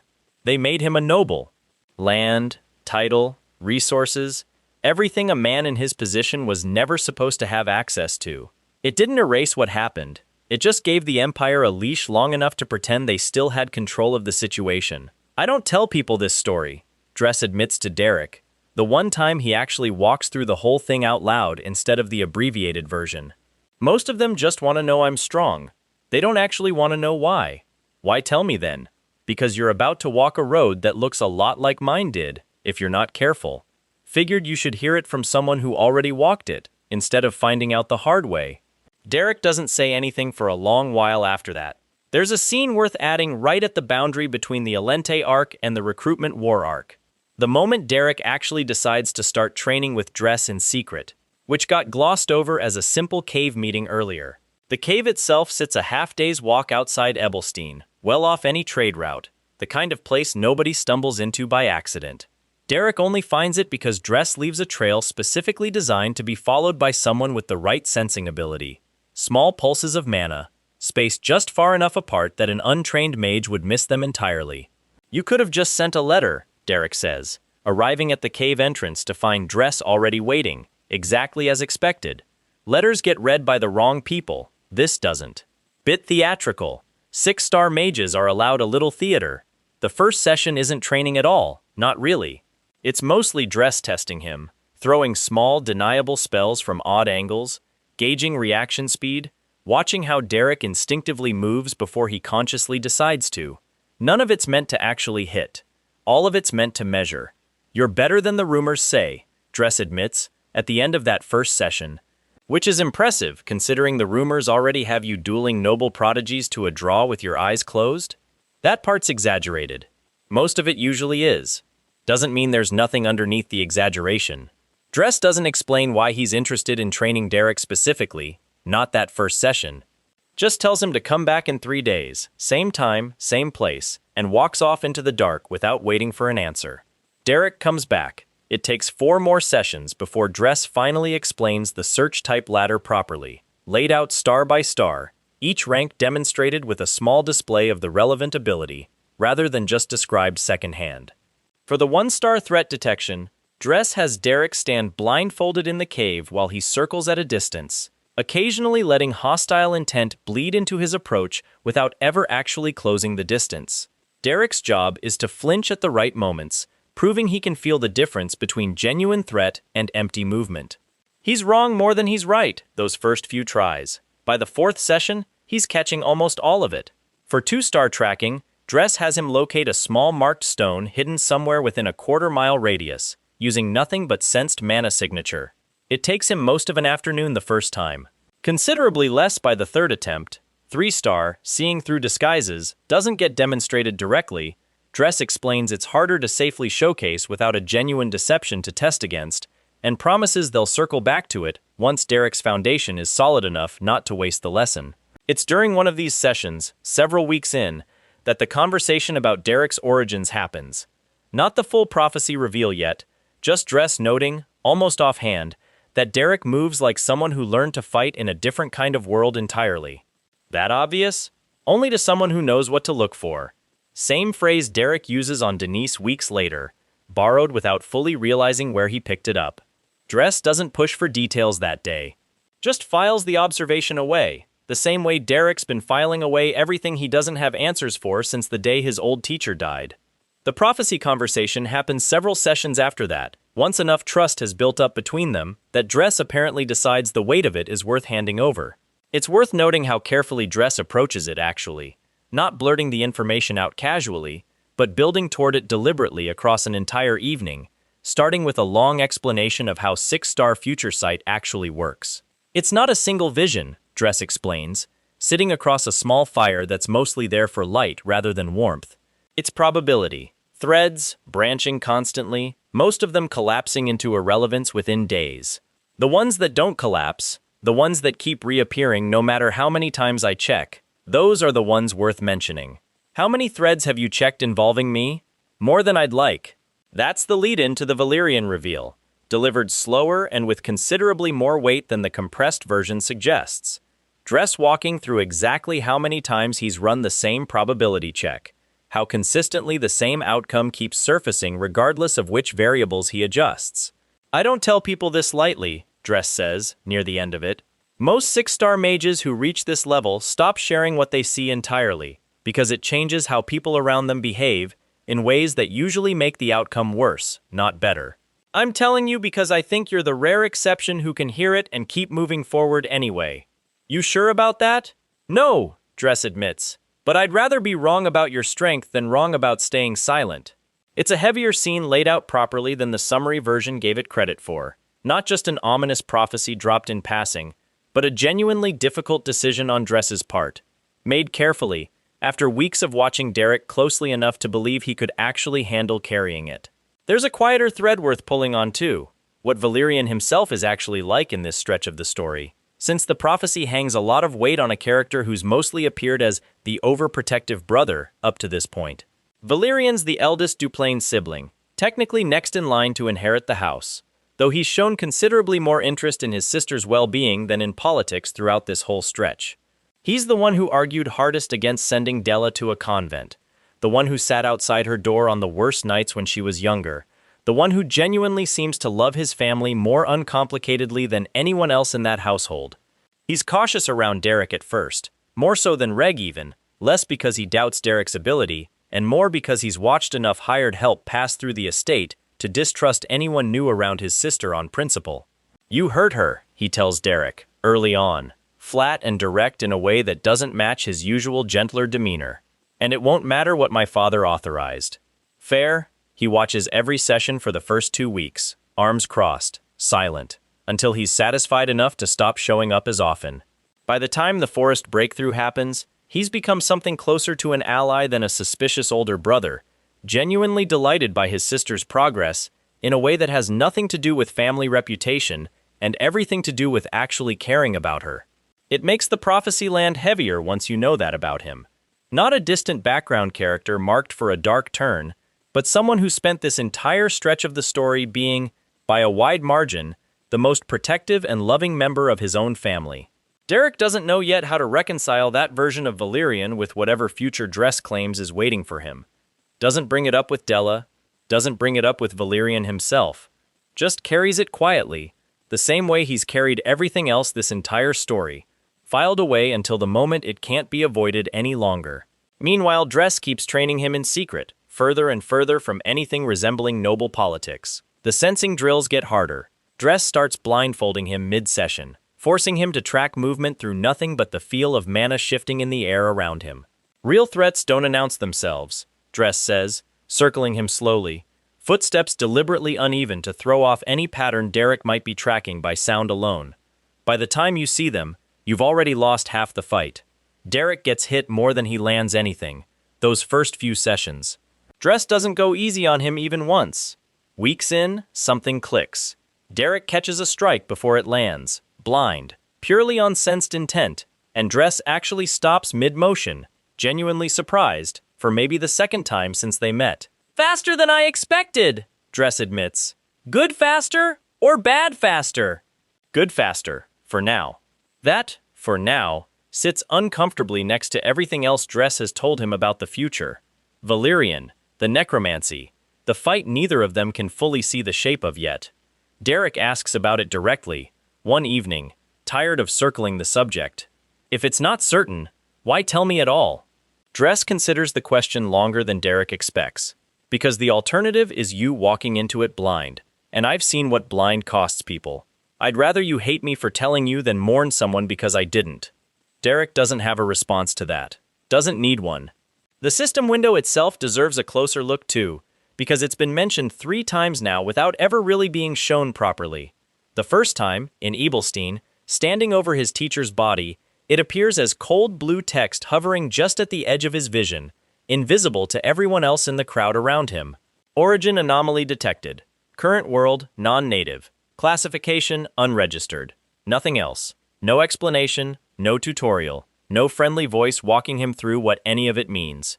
Just 3 lines of text that confirm something he already half suspected, and then goes silent again. He spends weeks afterward trying to trigger it again on purpose. Nothing works. It doesn't respond to intent, doesn't respond to danger, doesn't respond to anything he can identify a pattern in. The second time it appears, the night Dress reveals the prophecy, the text is different. Probability thread acknowledged.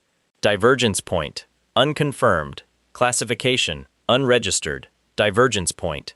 He turns that phrase over for days afterward, no clearer on what it means than he was the first time, except that it seems to be responding to something about the future Dress just described, rather than anything happening in the present moment. He never gets a third window in this stretch of the story, but the pattern's clear enough by now to worry him a little. Whatever's tracking his origin anomaly status seems most interested in exactly the moments where his life stops looking like a normal one, even by this world's already strange standards. He still hasn't told anyone, not Kadaya, not Jaden or Pyline, not even Dress, despite Dress already guessing at least part of the truth on his own. Doesn't change anything, Dress told him, that evening in the cave. Just explains a few things. Derek's starting to suspect that's not quite true. It might not change anything yet. But 2 windows in, with a prophecy about his own death sitting unresolved in the background, he's less confident than he was that "yet" is going to last much longer. There's one more system window worth mentioning, because the first one back in Ebelstein wasn't the only one, just the first, and the most important. A second one flickers into view the night Dress reveals the prophecy about Valyrian, cold text hovering at the edge of Derek's vision the same way it did years earlier. He doesn't share what it says, doesn't even fully process it himself in the moment, too caught up in what Dress just told him to give a silent system message his full attention. But it's there, watching, the same quiet confirmation that's followed him since that first night in Ebelstein, that this world was never entirely his to begin with, and that whatever's coming next might matter more than any of the noble politics currently competing for his attention. He files it away, same as everything else he doesn't have answers for yet. There's more coming. Everyone around him can feel it, even the ones who don't know why. Valyrian's still out there, still the overprotective brother who fought to keep his sister out of a convent, still years away from whatever turn Dress claims is waiting for him. Derek hasn't told Della anything about the prophecy, hasn't told anyone, doesn't know yet whether he ever will. The recruitment war isn't actually over either, despite Denise stepping back from her own campaign. Duplain's offer is still sitting unanswered in a drawer somewhere. Belmir's count hasn't given up, not really, just gone quiet the way people do when they're regrouping instead of surrendering. And now, there's Grand Duke Veltus himself, sharing a table with Derek under circumstances nobody's bothered explaining yet, not even to his own daughter standing frozen in the doorway. Whatever Derek's building, it isn't finished. Not even close. While all of that is happening in secret, someone else is making a lot more noise trying to get Derek's attention. Denise Veltis, Isoline's cousin, from the same house, but nothing else about her matches the disciplined, mana-aligned prodigy who nearly took Alente's head off in the duel arena. Denise is eccentric, lazy, completely unserious about magic in a family that treats magic like religion. She launches a campaign to recruit Derek as her personal tutor, and it escalates fast, and it gets ridiculous even faster. It starts with gifts, extravagant ones. A crate of rare ingredients shows up at the Mercenary Guild Hall addressed to him with no explanation. Then, a tailored coat that costs more than most of his contracts combined. Then, memorably, a live songbird in a gilded cage that Jaden immediately adopts as the core mascot before Derek can even say no to it. "I don't want your birds," Derek tells her, the first time she actually shows up in person to check on her gifts. "Everyone wants my birds," Denise says. "You just don't know it yet." He sends the crate back, keeps the coat, mostly because Pyline threatens him if he doesn't. The bird stays with Jaden regardless of anyone's opinion on the matter. Denise doesn't take the rejection as an actual rejection. She escalates instead. Next comes the dramatic declarations, showing up unannounced at whatever tavern the mercenary corps happens to be drinking in, standing on a table, announcing to the entire room that she intends to have Derek as her tutor, and nothing short of his own death will stop her. The tavern applauds. Derek does not. "Get down before you fall, and I have to explain to your father why his daughter cracked her skull open in a mercenary bar," he tells her. She gets down, grinning the whole time like she won something. Then comes the honey trap. It's Denise's own plan, cooked up with what she clearly believes is real subtlety, involving a private dinner, dim lighting, and a level of flirtation so aggressively obvious that Pyline spots the whole scheme from across the room within about 30 seconds and spends the rest of the evening barely containing her laughter. It goes nowhere near according to plan. Derek sees through it before the appetizer even arrives, calls it exactly what it is, and Denise, for the first time in this entire campaign, actually looks embarrassed instead of amused. That obvious? Only to someone who knows what to look for, Derek says, unknowingly echoing the exact words Dress used on him weeks earlier. Denise doesn't give up, not yet, but something about that dinner sticks with her differently than the rest of the failed schemes. She stops performing quite so hard after that, starts actually watching him instead of just angling for a win.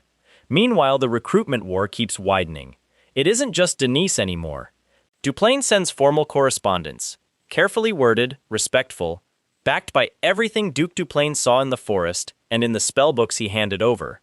Belmere sends its own offer, considerably less subtle, backed by the Count's growing frustration that Derek still hasn't picked a side. Veltis proper, not just Denise, but the wider house, starts making inquiries too, weighing whether the mercenary turning noble daughters into prodigies might be worth a formal position. Derek turns every single one down, politely to Duplain, firmly to Belmere, with visible amusement to Denise, who keeps submitting her own competing paperwork alongside her father's, like she's convinced persistence alone will eventually wear him down. "You're not ready to belong to anyone," Jaden says one night, watching him turn down yet another sealed offer without even opening it fully. "Not to a house," Derek says, "doesn't mean I'm not ready for anything." Jaden doesn't push further. Pyline just watches him with the kind of look that says she's already figured out something he hasn't said out loud yet. Then, finally, Denise drops the act completely. She finds him alone, away from the tavern crowd and the gifts and the tabletop declarations, and for once, she isn't performing at all. "I never actually loved magic," she admits, quiet, none of her usual theatrics anywhere in her voice. "I loved being called a genius, being Veltis. Having people look at me like I mattered without having to actually earn it." Derek doesn't interrupt. "You don't do that," she continues. "You don't care what house I'm from. You don't care that I'm supposedly talented. You just look at whether I'm actually trying, and I'm not, and you'd tell me that to my face without blinking." "I would. That's terrifying," she says, and for once, she actually means it. She backs off after that. No more gifts. No more tabletop announcements. No more schemes. It looks, for a while, like she's genuinely done chasing him, seemingly for good. The campaign quietly closed out on her own terms instead of his. Derek almost misses the noise. Almost.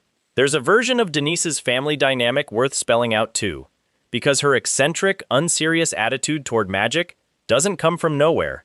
It's a direct reaction to growing up in a house that treats magical achievement like the only currency that matters. Iseline's branch of the family is the disciplined one, the mana-aligned prodigy branch, the one Grand Duke Veltus holds up as the standard every other Veltus child is measured against. Denise grew up constantly compared to her cousin, and constantly falling short, not because she lacked talent, but because she stopped trying somewhere around age 12, tired of a competition that never once felt like it was actually about her. "Everyone assumes I'm lazy," she tells Derek once, in one of the rare unguarded moments between all the schemes. "Nobody ever asks whether I just stopped wanting to play a game I was never going to win on my own terms. Are you lazy? Bit of both, honestly. Easier to be lazy on purpose than to try hard and still lose." It's part of why Grand Duke Veltus's formal inquiry about Derek carries more weight than it first appears to. Not just a house looking to add another prodigy tutor to its roster, but a father who's watched one daughter excel under pressure and another wilt under the exact same pressure, wondering if there's a version of teaching that might actually reach the one he's been failing to reach for years. Denise doesn't know any of that calculation is happening behind the scenes. Neither does Derek. Not fully, not yet. Which is a large part of why the dinner scene lands as such a genuine surprise to both of them when it finally happens. Each one walking into that dining hall with only half the picture the other person's been quietly building toward. Whatever's actually on the table in that final conversation, it's bigger than a tutoring contract. Bigger than the recruitment war that's been running in the background of this entire stretch of the story. It just hasn't been named yet. Let's slow down on Denise's schemes for a moment, because a few of them got summarized too quickly earlier and deserve the full scene treatment the panel narration style actually calls for. The gift campaign didn't start with the crate of ingredients. It started smaller, almost testing the waters. A single flower, delivered anonymously to the guild hall, no note attached. Derek assumes it's a joke, tosses it aside. 2 days later, a second flower arrives. Then a third the day after that, each one slightly more expensive looking than the last, until by the end of the week, there's a small collection sitting untouched on a shelf, near his bunk, that Pyleen eventually just puts in a cup of water, out of pity for the flowers themselves. "Somebody's got a crush," Jaden announces to the whole guild hall, delighted. "Somebody's got too much free time," Derek corrects. The crate of rare ingredients comes next, no longer anonymous. Denise's personal seal stamped right on the lid this time, like subtlety was never actually the goal to begin with. Derek sends it back unopened. It comes back to him a second time, same day, with a note taped to the top. "You're supposed to keep gifts. That's how gifts work." He sends it back again anyway. The tailored coat arrives after that, delivered in person for the first time, Denise herself standing in the guild hall doorway, looking entirely too pleased with herself. "This one you can't return," she announces. "It's fitted to your exact measurements, which I obtained through entirely legitimate means." Define legitimate. A tailor may have followed you for 3 days taking notes. That's stalking. That's dedication. He keeps the coat, mostly because Pyline physically confiscates his old one and refuses to give it back until he agrees to stop being stubborn about it. The bird arrives a week after the coat, delivered in an elaborate gilded cage with a small silk ribbon tied around the top. A note tucked into the ribbon that simply reads, "For when words aren't enough." Jaden claims the bird before Derek can even object to it. Names it Genius. Apparently as some kind of inside joke Denise finds far funnier than anyone else does once she hears about it. "Why Genius?" "Because that's what everyone used to call me," Denise says, and there's something underneath the joke that flickers just briefly before she covers it back up with a grin. Figured the bird could carry the title around instead. Less pressure that way. Derek doesn't catch the full weight of that comment at the time. It makes considerably more sense later, once she finally drops the act completely and admits what the Genius label actually cost her growing up. The tabletop declaration gets its own extended beat too. It happens on a night Derek specifically wasn't planning to be at the tavern, dragged there by Jaden under false pretenses about a contract discussion that turns out not to exist. Denise is already standing on the table by the time he walks in, mid-speech, clearly having timed the whole thing around his expected arrival. "And so, in front of everyone gathered here as witness," she's saying, voice pitched to carry across the whole room, "I, Denise Veltus, hereby declare my intention to recruit the mercenary known as Derek as my personal tutor, and no refusal, however many times repeated, shall deter me from this pursuit." The tavern erupts. Half the room cheers. The other half immediately starts shouting odds at each other about how long he'll last before caving. Derek turns around and walks back out the door he just came through. Denise chases him into the street, still in her declaration outfit, breathless from jumping down off the table. "You can't just leave in the middle of my speech." "I can. I did. That's incredibly rude. So was ambushing me in a tavern." She actually laughs at that. Genuine, not performed. And something about the honesty of the moment sticks with both of them longer than the speech itself did. The betting pool Pyline mentions gets its own small aside too, apparently started by two junior mercenaries within the Corp, tracking not just whether Derek accepts Denise's offer, but a whole board of side bets: which noble house he picks first, how long the recruitment war drags on, whether Iseline's flirtation goes anywhere, even odds on the bird's continued survival given how often Jaden forgets to feed it properly. Derek finds a copy of the full betting sheet pinned up in the Guildhall's back room, roughly a week after the pool starts. "This is unprofessional," he tells Jaden. "This is morale," Jaden corrects. Very different thing. He doesn't get the sheet taken down.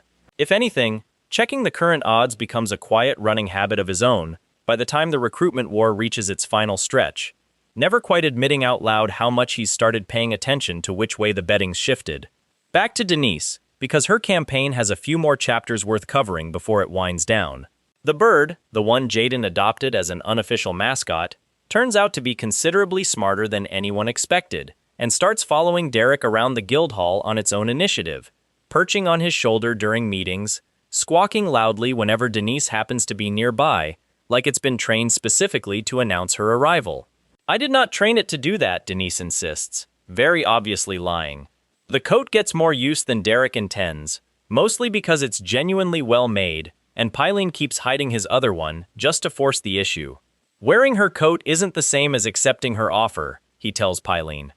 "Tell that to everyone at the Guildhall who's been placing bets on how long you'd hold out," Pyline says. "There's a betting pool." Derek finds out about it roughly a week too late to do anything about it. The honey trap dinner gets its own extended disaster once you look closer. Denise picks the venue herself, a private room at the nicest establishment in Ebelstein, dim lighting, wine she clearly can't actually afford on her own coin, a dress chosen specifically to be distracting. She spends the first 20 minutes trying to work the conversation toward flattery, toward vulnerability, toward whatever script she's clearly rehearsed beforehand. Derek orders food, eats it, answers her questions with the same flat honesty he gives everyone, completely unmoved by any of the staging around him. "You're supposed to be charmed by now," she finally says, dropping the act entirely. "I noticed the mana-dampening charm on the wine before I even sat down," Derek says. "Nice touch. Wasted on someone who checks for that kind of thing automatically." Denise stares at him for a long moment, then starts laughing, genuinely. The first completely unguarded reaction she's shown him this entire campaign. "You're insufferable. You're not subtle." That dinner is where the real shift starts, even though neither of them names it out loud yet. Every scheme after that feels a little more like a formality, and a little less like a genuine attempt to win. Then comes the tabletop declaration. Already mentioned, but worth sitting with a little longer, because the tavern crowd's reaction is its own small spectacle. Half the room cheers her on outright. The other half starts placing side bets on whether Derek caves before the night's out. He doesn't cave. He also doesn't leave, which Pyline points out afterward is technically a first. By the time Denise finally drops the performance completely and admits the truth, that she never loved magic, only the praise wrapped around being called a genius, something between them has already shifted well past the recruitment war that started it. She backs off after that admission. Genuinely, as far as anyone can tell. No more gifts, no more birds, no more schemes. Derek almost misses the noise within the week. There's also a thread worth adding about how Iseline's own family pressure connects back to the wider recruitment war, since her branch of House Veltus sits at the center of both the duel arc and the dinner scene cliffhanger, without the connection being spelled out clearly enough earlier. Grand Duke Veltus holds Iseline up as the standard bearer for the entire family, the mana-aligned prodigy who justifies the resources poured into her training, the proof that the Veltus name still produces exceptional talent even in a generation where other houses have started to slip. That pressure is part of why the duel against Alente matters so much to her personally, beyond simple rivalry. Do you know what it's like? Iselin tells Derek once, in one of their unresolved half-conversations. To win for 3 straight years and have every single win treated like the bare minimum instead of an accomplishment? Sounds exhausting. It is. Alente at least gets to lose and have people feel something about it. I win and everyone just nods like I confirmed something they already assumed. It's part of why her post-duel visit to Alente lands as more than just gracious sportsmanship. A genuine, if complicated, envy running underneath the respect. One prodigy recognizing something in her rival's surrender that her own unbroken win streak has never let her experience. Grand Duke Veltus's interest in Derek, once you connect these threads properly, isn't just about recruiting a talented tutor. It's about a father who's watched one daughter excel under crushing pressure and another wilt under the exact same pressure. Both outcomes leaving him without the thing he actually wants, which is daughters who feel like they matter beyond whatever performance they deliver for the family name. That's the calculation sitting underneath the dinner table by the time Denise walks in on it. Not a simple business transaction, but a father quietly hoping a stranger might be able to reach both his children in ways he's never managed to himself. None of that gets said out loud in the scene itself. It doesn't need to be. It's the weight underneath everything the Grand Duke says carefully, testing Derek's reactions the same way Dress tested his reflexes in that cave weeks earlier, looking for something real underneath the performance, same as everyone else in this story eventually learns to do around him. Iselin's interest in Derek develops somewhere in the margins of all that.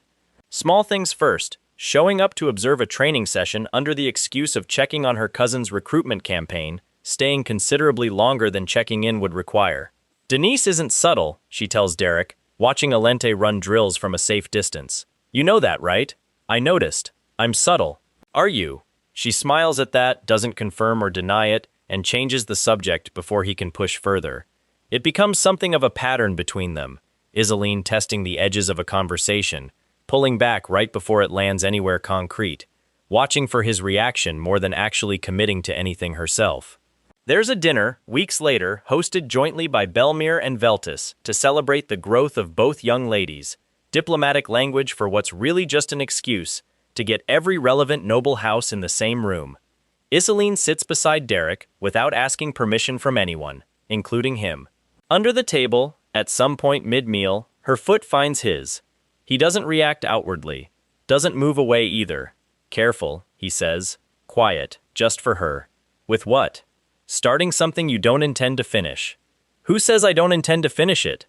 She doesn't elaborate, goes back to her meal like nothing happened at all, leaving him to sit with that for the rest of the evening. It's a thread that never fully resolves in this stretch of the story. Not a full romance. Not nothing either. Just enough to sit alongside everything else pulling at Derek's attention, one more complication in a life that's rapidly filling up with them. Back in the present, with 3 houses now circling him and a prophecy sitting heavy in the back of his mind, the noble offers start arriving in a steady stream instead of one at a time. Duplain's offer comes first, delivered by a courier in house colors, sealed with wax stamped in the family crest. Formal, respectful. A tutoring position with a salary that would set Derek up for life, backed by everything Duke Duplain saw with his own eyes in that forest. Derek reads it fully, sends a polite refusal back the same day. Belmere's offer arrives less formally, the Count himself, showing up at the Guildhall in person, clearly still stinging from their last conversation about ownership and price tags. Reconsider, the Count says. Whatever Duplain offered, I'll match it and add a title on top. It was never about the number, Derek says. The Count leaves without a title exchanged. Veltus proper weighs in too, not just Denise's personal campaign, but the wider house machinery. Inquiries filtering down through intermediaries about whether the mercenary responsible for 2 noble prodigies in one season might be worth a formal position within their walls. Derek turns that down as well, same as the others, same reasoning every time. Jaden brings it up one night over drinks, more curious than anything. You could be set for life, any one of these. Why turn down all 3? Because the second I pick one, I stop being able to walk away from any of it, Derek says. Not ready to give that up yet.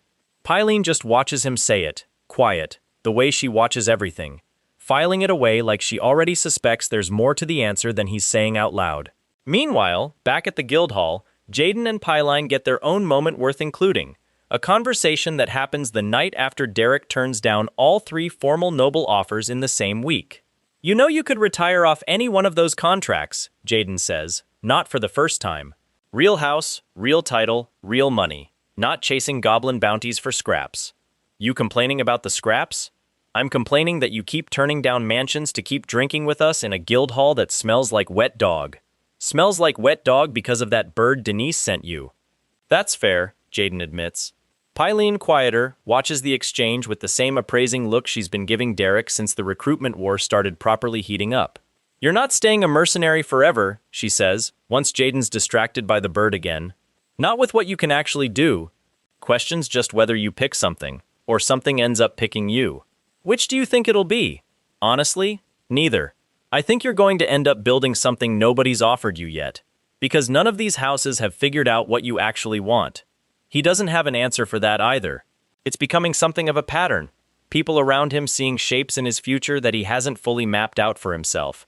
There's more to Kadia's story too, pieces that only surface later, secondhand, through the noble circles Derek starts moving through once his reputation grows.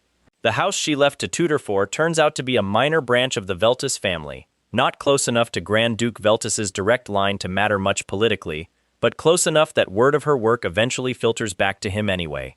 It's part of how Denise first hears Derek's name, actually. A passing mention from a relative about Kadia Flameheart's old student, the commoner who's apparently outgrown her.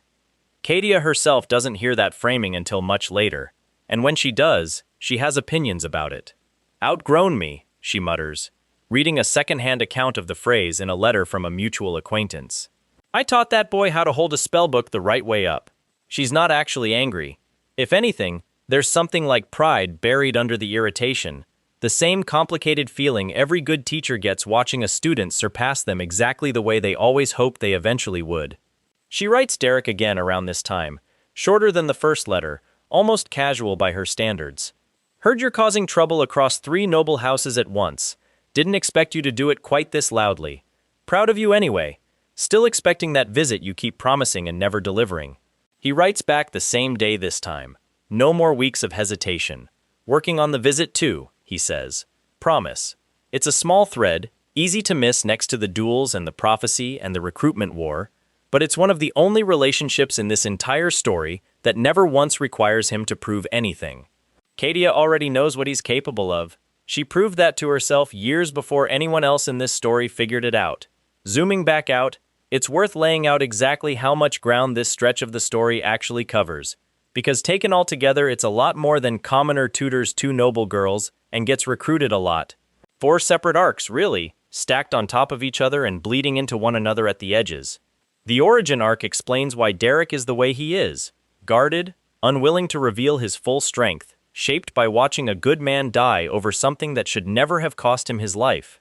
The Della arc shows what happens when that guarded instinct gets pointed at someone else's problem instead of his own, forcing him to hand out the same tough honesty nobody ever gave him as a kid. The Alente arc pushes that further, into genuine combat stakes, a real dungeon, a real rival, a real chance for someone to prove growth matters more than winning. And the recruitment war arc, still very much unresolved by the time Denise walks in on that dinner, starts asking a bigger question than any single arc so far. What does Derek actually want, now that he's proven, repeatedly, undeniably, that the class system telling him he doesn't deserve any of this was wrong the entire time? Nobody's answered that question yet. Not Derek, not Kadia, not Dress, not any of the noble houses currently circling him with contracts he keeps refusing. Dress Wolftail's prophecy sits over all of it like a shadow nobody's fully acknowledged out loud. Valerian's future fall into necromancy, Derek's own possible death, both framed as close but not certain, probability rather than fate carved in stone. That thread hasn't been touched again since the cave conversation, but it's not gone. It's just waiting, the way threads like that always wait in stories built this way. For the moment, it becomes impossible to ignore any longer. Isaline's still out there too, testing boundaries she hasn't fully committed to crossing. The Wraith's warning still echoes somewhere in the back of Derek's memory, a door in the nameless labyrinth that got left closed rather than opened.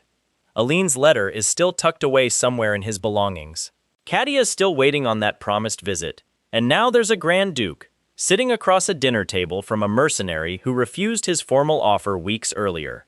about to explain something to his own daughter that the story hasn't caught up to yet. Whatever comes next builds directly off everything that's already happened here. Every noble house that underestimated Derek and paid for it. Every student who found something in themselves they didn't know was there. Every warning that got filed away instead of fully addressed. The commoner mercenary nobody believed in walked into every single one of these situations expected to fail.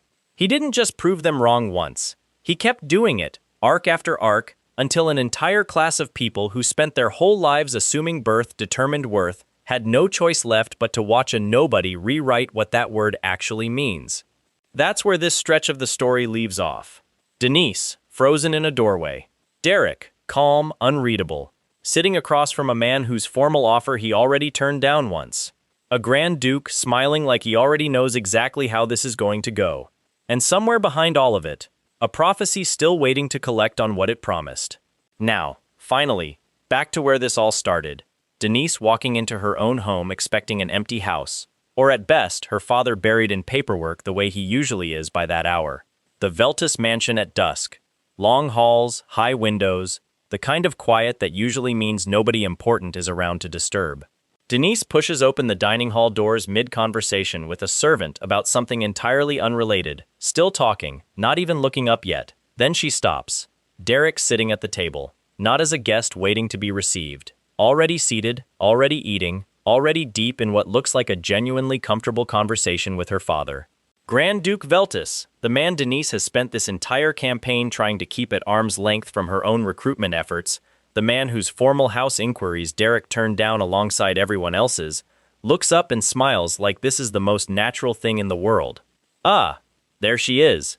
Denise doesn't move from the doorway. What, she says slowly, is happening right now? Having dinner, Derek says, like it's the simplest explanation in the world, which somehow makes it worse. With my father. With your father. You turned down his formal offer. I watched you turn it down. I was there for the part where you turned it down. I did. Then what is this? Derek doesn't answer right away.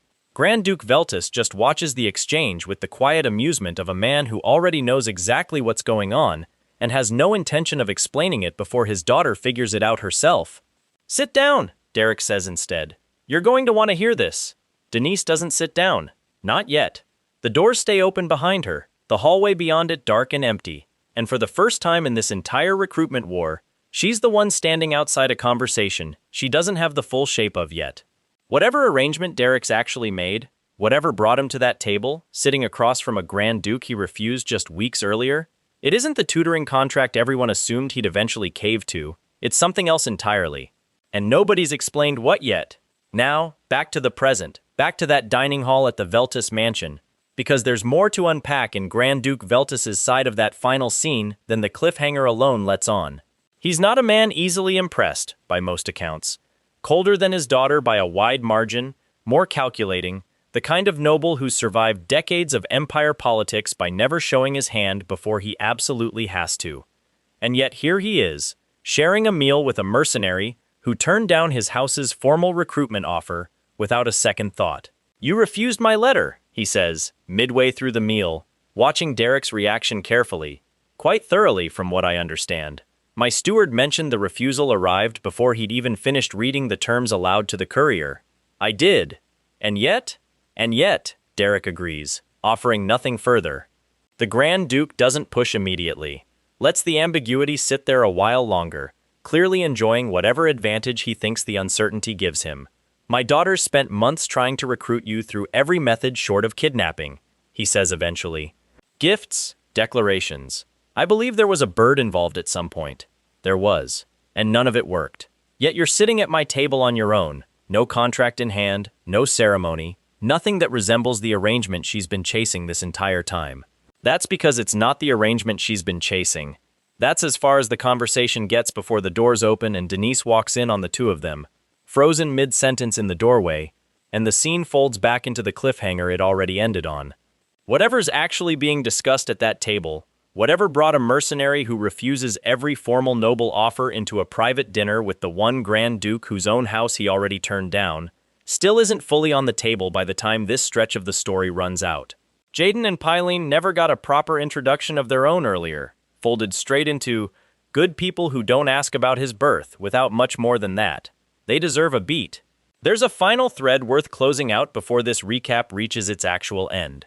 What's actually happening with the noble house correspondence Derek's been ignoring throughout the whole recruitment war, since it's been mentioned repeatedly as still sitting unanswered, without ever showing what that correspondence actually looks like from the sending end. Duplain's steward, tasked with managing the formal offer, checks in with Duke Duplain roughly every 2 weeks about whether a response has arrived. Nothing yet, the steward reports, again, several weeks into the wait. Leave it, Duplain says, each time. He'll answer when he's ready. Man's earned the right to take his time. It's a patience none of the other houses managed to match, which says something about the private study conversation that happened between them before Derek ever left the estate. Duplain's willing to wait because he's already gotten something more valuable than a signed contract, a genuine acknowledgement of the injustice built into his own class, however small and private that acknowledgement stayed. Belmere's correspondence runs hotter, the Count checking in weekly at first, then daily during the most frustrated stretch, before finally settling into the calmer, more generous approach that eventually earns Derek's respect, even without earning his agreement. Veltis's correspondence is the most complicated of the three, split between 2 tracks running in parallel without either fully coordinating with the other, Denise's increasingly theatrical personal campaign, and the more measured, careful inquiries coming from Grand Duke Veltis's own office, the ones that eventually lead to the dinner invitation nobody in the wider household knows about until Denise walks in on it herself. That's part of what makes the ending cliffhanger land as hard as it does. Not just a surprise dinner, but the culmination of a formal channel that's been running quietly in the background this entire time, deliberately kept separate from Denise's more visible efforts, for reasons the story hasn't fully explained yet. Grand Duke Veltis's own reasoning for keeping the 2 tracks separate only gets partially addressed at that dinner table, in the fragment of conversation that plays out before Denise interrupts it.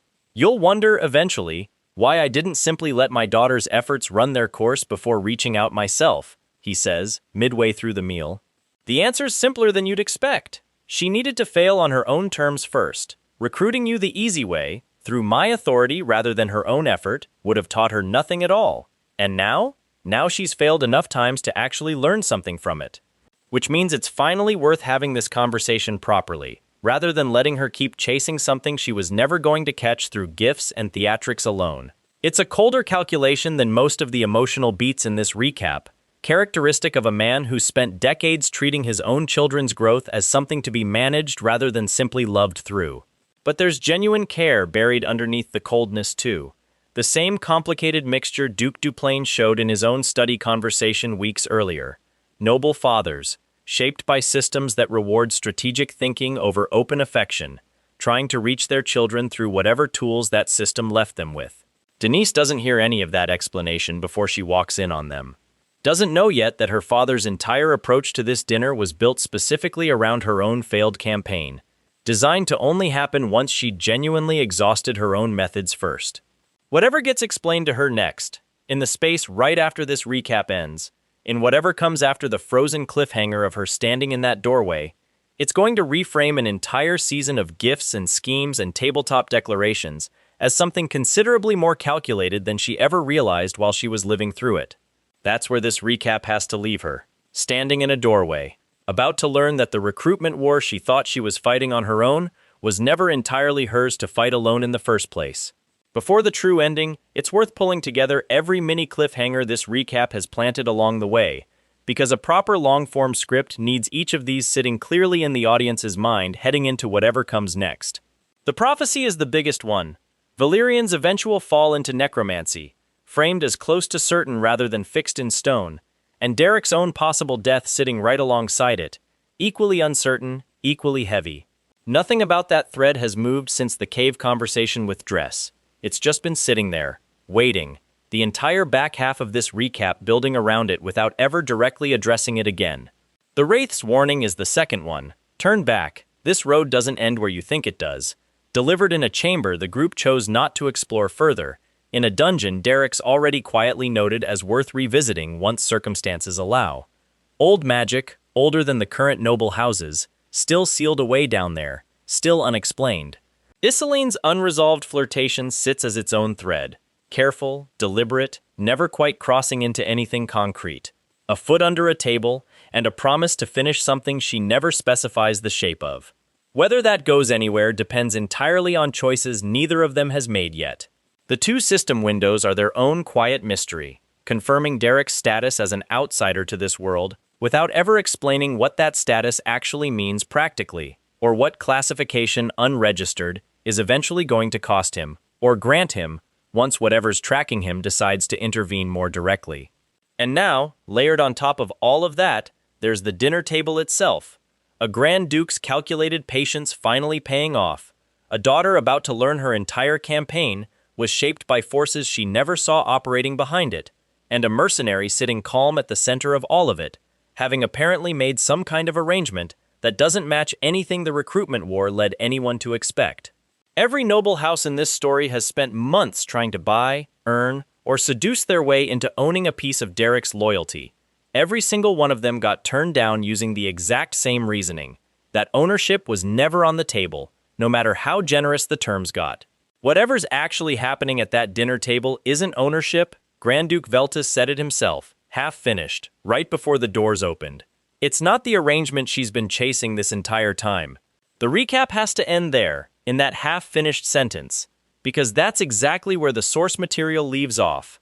One door open, 3 separate mysteries still unresolved, a prophecy still gathering weight in the background, and a mercenary who started this whole story as a nobody believed in, now sitting comfortably in a room full of people who spent this entire recap learning, one hard lesson at a time, exactly how wrong they'd been about him. That's the story, start to finish, every arc, every thread, every quiet, unresolved piece, exactly where the source material leaves it. A commoner, a stolen spellbook, a dead teacher, a system window nobody else can see, and a table full of nobles who used to think all of that meant he didn't matter. They know better now. They're about to find out there's still more they don't know. Let's add one more full combat sequence, because the opening cold open duel, the one that kicks off the entire recap, never actually got its full panel-by-panel treatment. It got summarized in 3 lines at the very start and deserves the same depth as the Alente/Align match. The noble girl in that opening isn't named at the time, deliberately framed as a noble girl rather than anyone specific, because in story she represents every noble who's ever underestimated Derek, rather than one particular character. But the fight itself is worth walking through properly. She enters the sparring circle first, adjusting her gloves, sizing him up with the kind of look reserved for someone she's already decided isn't worth serious effort. "This should be quick," she says, loud enough for the small crowd of onlookers to hear. Derek doesn't respond, just settles into a stance that looks almost lazy, weight loose, hands low. She opens with a full spell, not a probing bolt, not a testing jab, a genuine, showy casting, the kind meant to end an unserious match in a single strike and make a statement while doing it. Derek doesn't move his feet. One flick of mana, precise, almost bored in its execution, and her spell just comes apart mid-air, unraveling like the structure holding it together was never actually solid to begin with. She stares at her own hands. "That's it?" he says. She doesn't answer. Fires again instead. Faster this time. 2 bolts in quick succession meant to overwhelm rather than impress. He steps once, sideways, and both bolts pass through empty space where he used to be standing. Third attempt, she abandons the showy casting entirely, switches to something faster, more practical, clearly recalibrating in real time as it becomes obvious this isn't going the way she assumed it would. It still doesn't land. By the 4th exchange, the crowd's gone quiet in exactly the way the arena crowd goes quiet later, during the real duel, the specific silence of an assumption breaking apart in real time, replaced by something between disbelief and reluctant respect. She doesn't cast a 5th time, just lowers her hands, breathing hard, staring at him like the math isn't adding up no matter how many times she runs it. "Who are you?" she says, no longer performing for the crowd at all. "Nobody you've heard of." That's where the cold open ends, right before the story rewinds into the full backstory, and it's worth noting, now that the whole recap has played out, how perfectly that opening exchange sets up everything that follows. Every noble house in this story runs the exact same sequence emotionally, just stretched across weeks or months instead of a single sparring match. Dismiss him, get proven wrong, recalibrate, and eventually arrive at some version of "Who are you?" unable to reconcile his birth with his ability. Della runs that sequence over months. Alente runs it over a duel and a nameless labyrinth trial. Corwin runs it slower, more reluctantly than most. The Count of Belmere never fully completes it, settling instead into an unresolved frustration. Grand Duke Veltus might be running it right now, at that dinner table, testing Derek the same deliberate way that opening noble girl tested him with her spell work before the truth became impossible to ignore. It's the same story, told at every scale this recap has covered. Commoner underestimated, commoner proven right, structure of the world quietly cracking a little further each time it happens. One more piece worth adding before this recap wraps. The emotional through line connecting Derek's own unresolved grief over his first teacher to how he ends up teaching every single student that follows. It's not a coincidence that his methods with Della mirror almost exactly what the old geezer did with him. Brutal honesty first, technique second, forcing a student to feel mana before they're taught to control it. He's not consciously copying the old man's teaching style. It just comes out that way, the only real model he's ever had for what teaching looks like. There's a moment, buried in the middle of the forest breakthrough that never got called out directly earlier, where Derek nearly says the old man's exact phrase to Della without meaning to.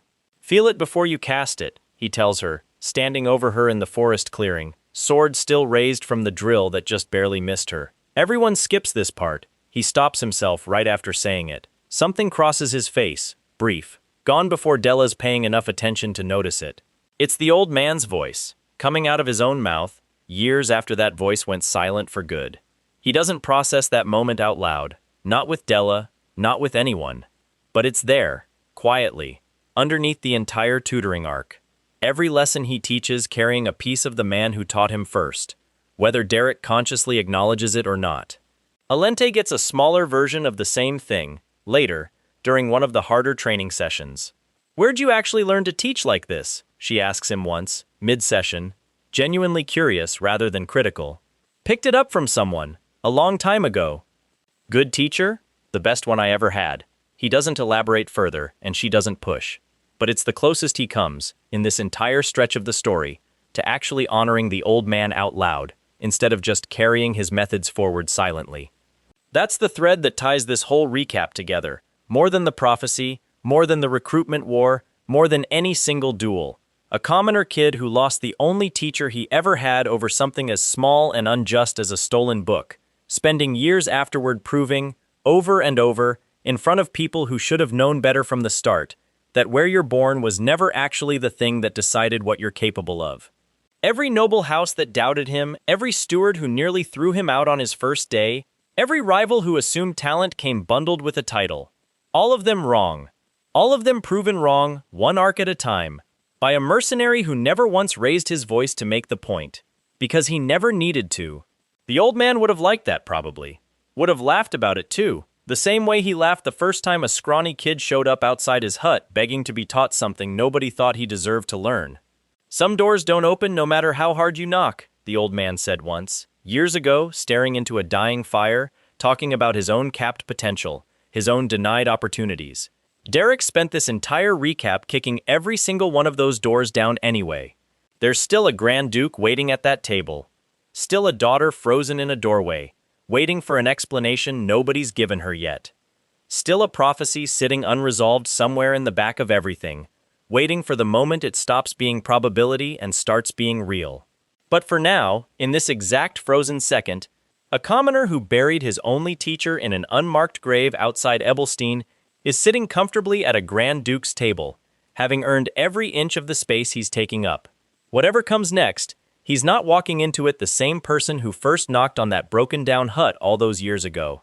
He's walking into it as someone the entire Empire's noble class has finally, grudgingly, been forced to take seriously. And that, more than any prophecy, more than any duel, more than any recruitment war still playing out behind him, is the actual story this recap has been telling the whole time. A few final scenes worth folding in before this recap closes out properly. Small enough that they never earned their own arc, but textured enough to round out the world this story's been building the whole way through. There's one final detail worth including before the recap closes for good. What Derek actually carries with him, physically, by the time he sits down at that dinner table with Grand Duke Veltus. Kadia's spellbook, finally cracked open and well-worn now instead of sitting untouched in his pack. Aline's letter, still folded carefully in an inner pocket. The coat Denise practically forced on him, which he's stopped pretending he doesn't actually like wearing. Duke Duplain's 3-star spellbook access, still mostly unexplored, waiting for a quieter stretch of life that hasn't arrived yet. And, underneath all of it, 2 system windows worth of confirmation that none of this world was ever supposed to be his to begin with, carried silently, the way he carries everything that matters most, never quite ready to hand it over to anyone else. That's everything. That's the full shape of the story so far. Every arc, every thread, every small unresolved piece sitting exactly where it was left. The doors are still open behind Denise, the hallway's still dark, the Grand Duke's still smiling like he already knows how this ends. Nobody's said the actual words yet, but something's about to change, and everyone at that table already knows it. Let's rewind one more time, because there's an entire piece of Kadia's own history that's been mentioned only in passing. What her life actually looked like as a noble mistress before she ever crossed paths with a scrawny kid outside a broken-down hut in Ebelstein. A few last details worth folding in, small enough to have been skipped everywhere else but useful for anyone trying to picture this world fully before the recap closes for good. Ebelstein itself is worth describing properly. A mid-sized town, not the Empire's capital, not a backwater either, positioned close enough to several noble territories that it's become something of a neutral ground where mercenary corps, minor merchants, and traveling nobles all cross paths regularly. It's why the Beldoon Mercenary Corps can survive as an independent outfit rather than being absorbed into any single house's private guard. Enough overlapping noble interest in the town that no single family has ever managed to fully dominate it. The star rank system itself deserves one more clarifying pass too, since it's been referenced constantly without ever being laid out cleanly in one place. 1 star is the baseline, achievable by most people with sufficient training regardless of birth. 2 star already starts separating serious talent from casual practice. 3 star is the commoner ceiling under normal circumstances. The rank Kadia holds, the rank most noble tutors never exceed either. Honestly, since 5 and 6 star mages are rare enough across the entire empire that most noble houses go generations without producing one. 4 star and 5 star sit in the territory of genuine prodigies, the kind of rank that gets a mage noticed by the crown itself. 6 star is Dress Wolftail's rank, and by every account in this story, one of only a handful of living mages who's ever reached it. Regulations Magic, the school favored by most noble houses, earns its name from its emphasis on structure, precise incantations, formal stances, spells that behave predictably because they're built on rigid, repeatable frameworks. It's reliable, it's teachable at scale, which is part of why noble academies favor it so heavily. It's also, as Derek's unconventional methods keep proving throughout this recap, not always the fastest or most effective path to genuine power. Wild School Magic, Della's discovered affinity, works almost opposite, intuitive, responsive to emotional state rather than precise technique, harder to teach in a classroom setting because it resists the kind of standardized instruction Regulations Magic thrives on. It's rarer among nobility specifically because noble education has spent generations optimizing for the predictable school over the intuitive one, meaning wild school talent often goes completely undiscovered in noble children who were never given the freedom to explore it the way Della eventually was. Search-type magic sits apart from both, its own separate ladder entirely, rare enough that most mages across the Empire go their whole lives without meeting a single practitioner above 1 or 2 stars. It's part of why Dress Wolftail's existence carries as much weight as it does within noble circles. Not just a 6-star mage, which would already be exceptional on its own, but a 6-star mage on a ladder almost nobody else has access to at all. The Nameless Labyrinth, briefly explored across this recap, is older than any of the current noble houses, its origins lost well before recorded history in this world, its lower chambers, including whatever's actually binding that wraith in place, entirely unexplored by anyone still alive. It's the kind of location that clearly exists in this story for more than a single training arc, a place the narrative's already quietly flagged as worth returning to. And General Palum, whose protective magic circles get used in every formal noble duel across this recap, is referenced constantly without ever appearing directly. A historical figure, presumably long dead, whose dueling safety wards became standardized across the Empire's noble houses generations ago and never got meaningfully improved on since. It's a small detail, but it's the kind of world-building texture that makes this setting feel like it has real history underneath the current generation of characters, rather than existing only for the duration of this particular story. That's the world, laid out as fully as this recap can manage. Star ranks, magic schools, a mercenary town caught between noble interests, an ancient dungeon with more secrets than anyone's bothered to fully explore, and a formalized dueling tradition old enough that nobody currently alive remembers who actually built it. Derek spent this entire recap moving through every layer of that world, proving at each level that the assumptions baked into it, commoners cap at 3 stars, nobility means talent, birth determines worth, were wrong from the start. The recap ends where the source material ends. A dinner table, a doorway, a daughter who doesn't have the full picture yet. Everything else, the prophecy, the wraith, the flirtation left unresolved, the 2 system windows still confirming a truth nobody else in this world knows, stays exactly where the story left it. Waiting, one last pass worth including, a short, quieter coda that pulls every major character's current status into a single closing stretch, since the recaps jumped between so many threads that it's easy to lose track of exactly where everyone stands by the final page. Della's back at the Duplain estate, painting daily now, no longer hiding the canvases, her wild school talent developing steadily under Reg's occasional sparring and her own increasingly confident solo practice. Her mother still hasn't spoken to Derek directly, but the household settled into something considerably calmer than the tension that defined those first few weeks. Alente's training continues at Belmere, looser now, self-directed, no longer shaped by the shadow of a 3-year losing streak. Master Corwin still drops by occasionally, still grumbling about proper technique, still quietly impressed despite himself. The Count stopped pushing for exclusive ownership, settling instead into the uneasy respect that comes from watching his daughter thrive under methods he never fully understood. Iseline's still testing boundaries she hasn't committed to crossing, still visiting Belmere more often than strict rivalry would explain, still trading careful half-statements with Derek that never quite resolve into anything concrete. Her relationship with Alente has shifted permanently, rivalry replaced by something closer to mutual respect, built on shared exhaustion with the pressure both of them carry. Jaden and Pyline are still running the Beldun Mercenary Corps, still fielding tutoring inquiries they mostly turn down on Derek's behalf, still keeping the Guildhall's betting pool alive and well despite Derek's occasional objections. The bird's still alive, against all odds, given how often Jaden forgets to feed it. Dress Wolftail's whereabouts are unknown by the end of this recap. He doesn't reappear after the prophecy reveal, leaving Derek to sit with that information alone for the time being. The secret training sessions apparently paused rather than concluded, with no clear indication of when or whether they'll resume. Kadia's still waiting on that promised visit, still tutoring her own noble house, still checking in periodically through letters that have grown warmer and less guarded with each exchange. Duke Duplain's formal offer sits unanswered, but not forgotten, patience intact, apparently willing to wait as long as it takes. The Count of Belmere's offer has softened into something closer to an open door than a demand, and Grand Duke Veltus is sitting across a dinner table from Derek right now, mid-conversation, about to explain something to his own daughter that the story hasn't caught up to yet. Denise is standing in a doorway, frozen. The recruitment war she thought she was fighting alone revealed to be something considerably bigger than she understood while she was living through it.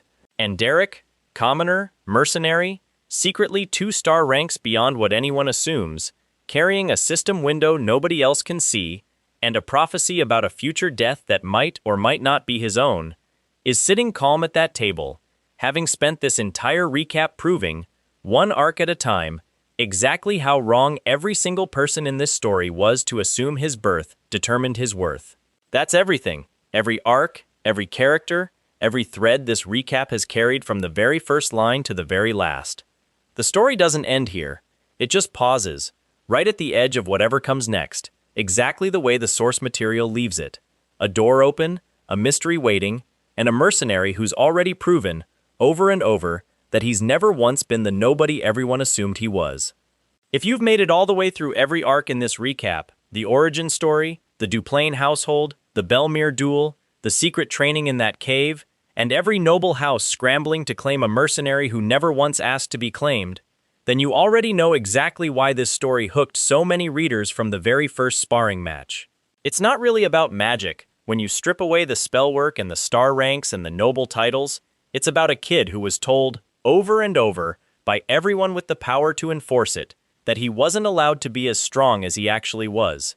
He spent this entire recap proving every single one of them wrong. Not loudly, not through some grand declaration or a single dramatic reveal, just quietly, one duel and one lesson and one refused contract at a time, until an entire class of people who built their worldview around birth determining worth had no choice left but to sit at his table and take him seriously. That's the story, start to finish. And it's not finished yet. For anyone tracking exactly how far Derek's come by this final scene, it helps to hold the two versions of him side by side one more time. The terrified kid standing outside a broken-down hut, begging a stranger to teach him something nobody thought he deserved to learn, and the composed mercenary sitting at a Grand Duke's table, unbothered, having turned down more noble gold in a single season than most commoners see in a lifetime. Same person, completely different relationship to his own worth.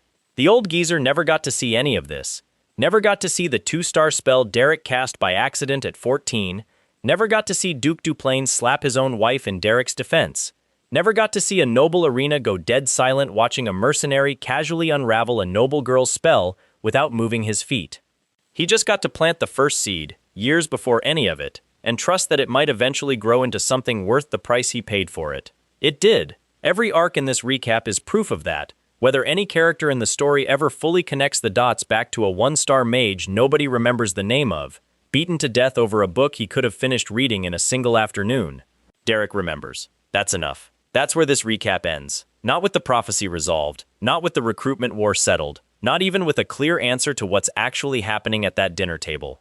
Just a door open, a daughter waiting for an explanation, and a commoner mercenary who spent one entire season proving, arc after arc, exactly how wrong the whole empire was about what he deserved.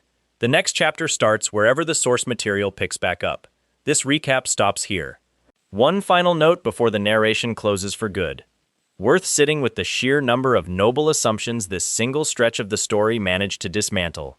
Because it's easy to lose count across 4 separate arcs.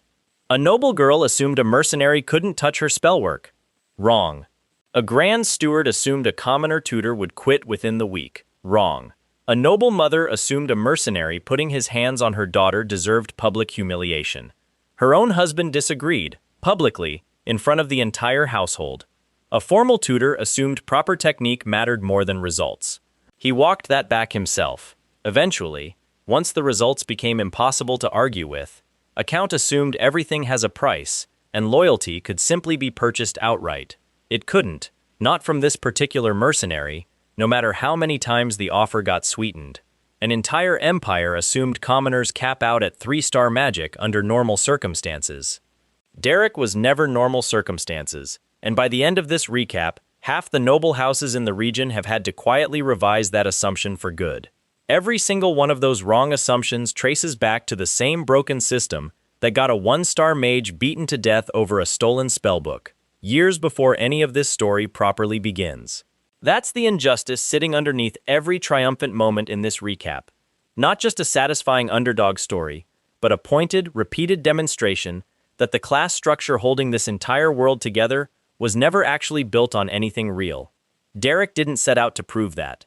He just kept refusing to shrink himself down to fit expectations that were never fair to begin with, and the proof followed naturally from that refusal, one stubborn decision at a time. That's the actual ending. Not a duel won, not a contract signed, not even a prophecy resolved. Just a system, cracking open a little further every single time someone underestimated him and lived to regret it.